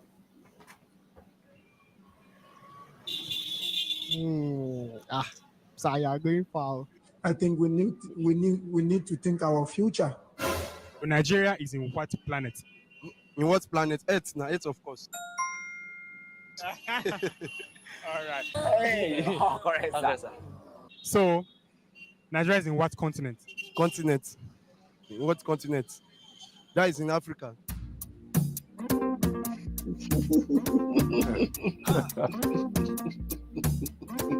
Nigeria is in what planet? It's. That's my Juliet. I'm sure about that. Yeah. What continent is Nigeria in? Continent. I don't know. She really said, I don't know. Yeah. Starts with an A. A. I don't know. Wow. Nigeria is in what planet? Planet Earth.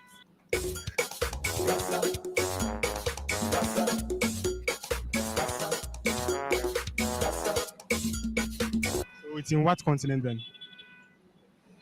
Continent.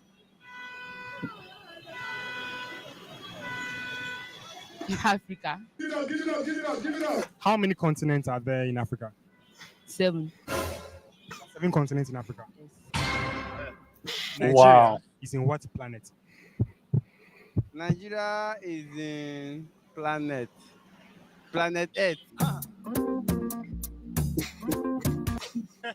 you sure? Yes, And it's in what continent? Africa. Thank you, Jesus. That's all. How many planets are there? We have 9 planets. Ooh. Can you name some of the planets for me? We have planet Earth. We have planet Mars. We have planet Uranus. We have Jupiter. We have Mercury. Finally. Nigeria is in what planet? Nigeria. Earth. Sure. Yes. And it's in what continent? Continent. Africa.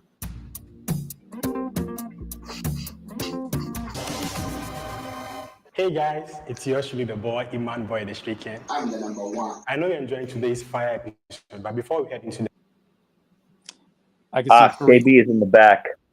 I can see Tariq Nasheed doing something with this. Guess who's in Nigeria? Okay, because he's in the chat.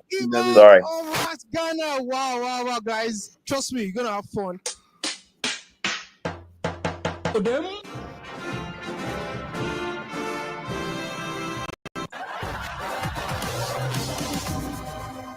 Currently, would you say that you are living or deceased?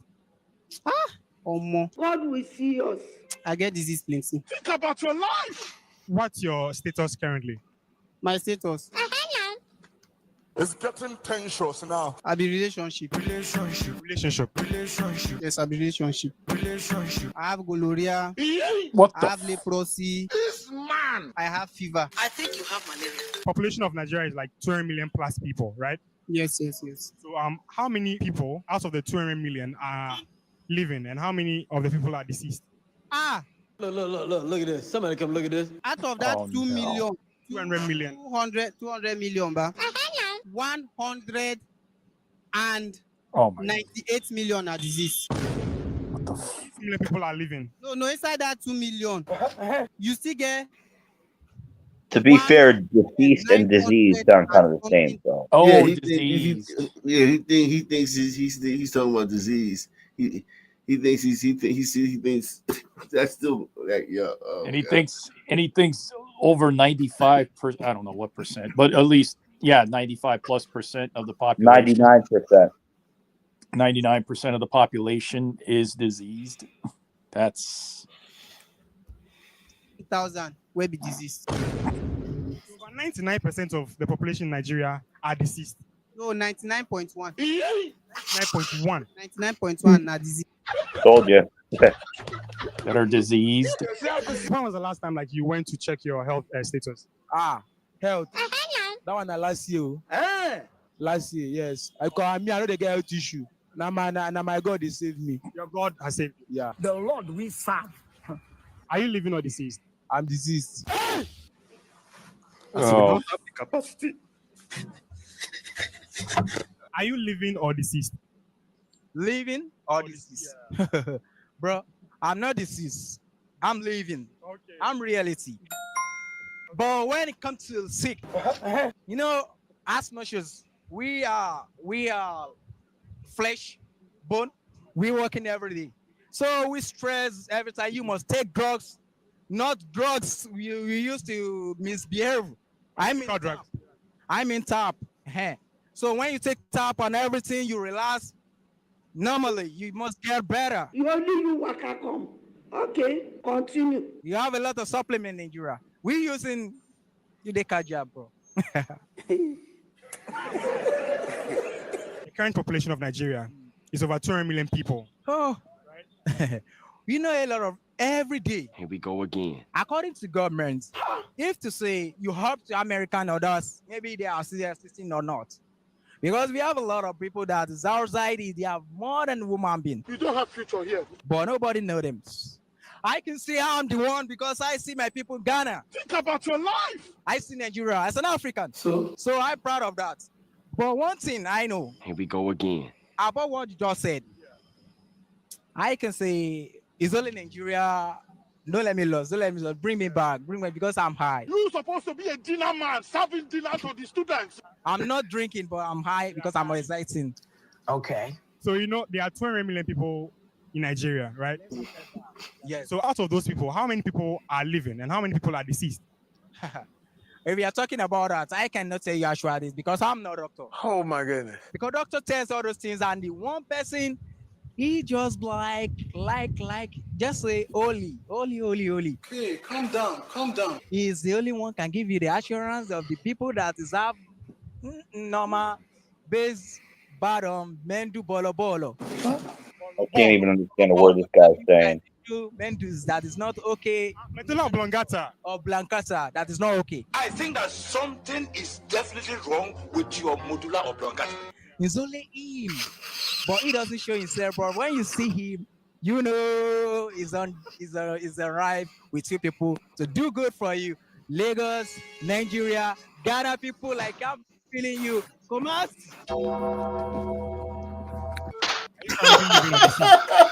I'm living. Yeah. Have you been deceased before? Yes. I think we need to think our future. You've been deceased before, but currently you are living. Yes. Oh wow. Me? Look at this. It depends, yeah. Depends on your age. Depends on my age. So are you currently like living or deceased?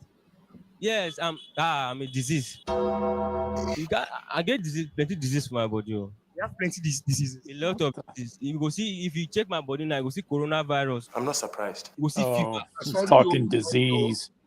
May God not allow them, make them kill you. I say when I like this video. If you don't like this video, Google kill you. So are you currently living or deceased? I'm deceased. Why are you deceased? Because I have malaria before. You have malaria before? Yes, typhoid, all that before. But it has been long before I have them now. It has reached like 5 years. I've not been sick. So it's been 5 years, you haven't been deceased? Yes. I don't want to live on this planet anymore. The current population of Nigeria is over 200 million people. So out of the 200 million people, how many of them do you think are deceased? They'll reach like 100 million. I don't confirm and say you be correct, bad luck. Are you living or deceased? Eh? Are you living or deceased? It's getting very tension. I'm leaving.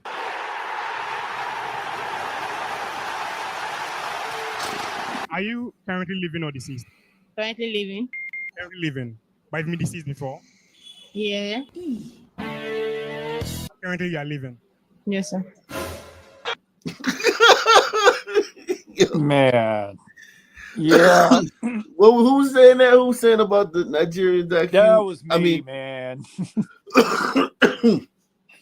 But I was saying that, because again, they do seem quite overrepresented when it comes to Sun men in universities. I do. Oh yeah, definitely. No, without a doubt. Well, here's the thing: they're the most populous country in Africa, so of course they're going to have like more smarter people than other African countries. But that's what I'm saying. Like, people talk about, the African immigrants are doing really good. I'm like, of course, because you're only getting the top 1%. That's what you're dealing with. But they don't understand. That's what I was talking about. Yeah, I wasn't talking about the one. If Nigeria was where Mexico was, where you could just walk across the border, you would see a lot of these people in the streets rather than the top Nigerians. Because Nigeria, you have to cross the ocean, so you have to get a visa. You have to go through it the right way. You have to go through all the proper channels to get here. You know what I mean? So you can't. So you're only gonna get the best. Whereas with Mexico, you get. They're not sending their best, like Donald Trump says, because you gotta do is walk across. And the thing was, I agreed at the time, even though I didn't vote for him in 2016. I did agree with what he said when he said they weren't sending their best. Yeah, they're not sending. They're sending their version of that. That's what Mexico's sending their version of that. What you just said. Oh man, yeah. You don't get none of those people will ever come to America. They can't fill out a form to even begin the process. Right. I will say this, yeah. Well, Nigeria will definitely not be on my list. Well, I never had Nigeria on my list when I plan to visit Africa. Nigeria is definitely not on the list. I will say that, but it was never on there. Yeah, man. But yeah, I'm glad I was able to educate you on that, man. Same. Any final thoughts, man? I'm good. Yeah. That- Same Miss black Shannon. time, Oh, okay. same black channel. I'm out of here. Peace out. One.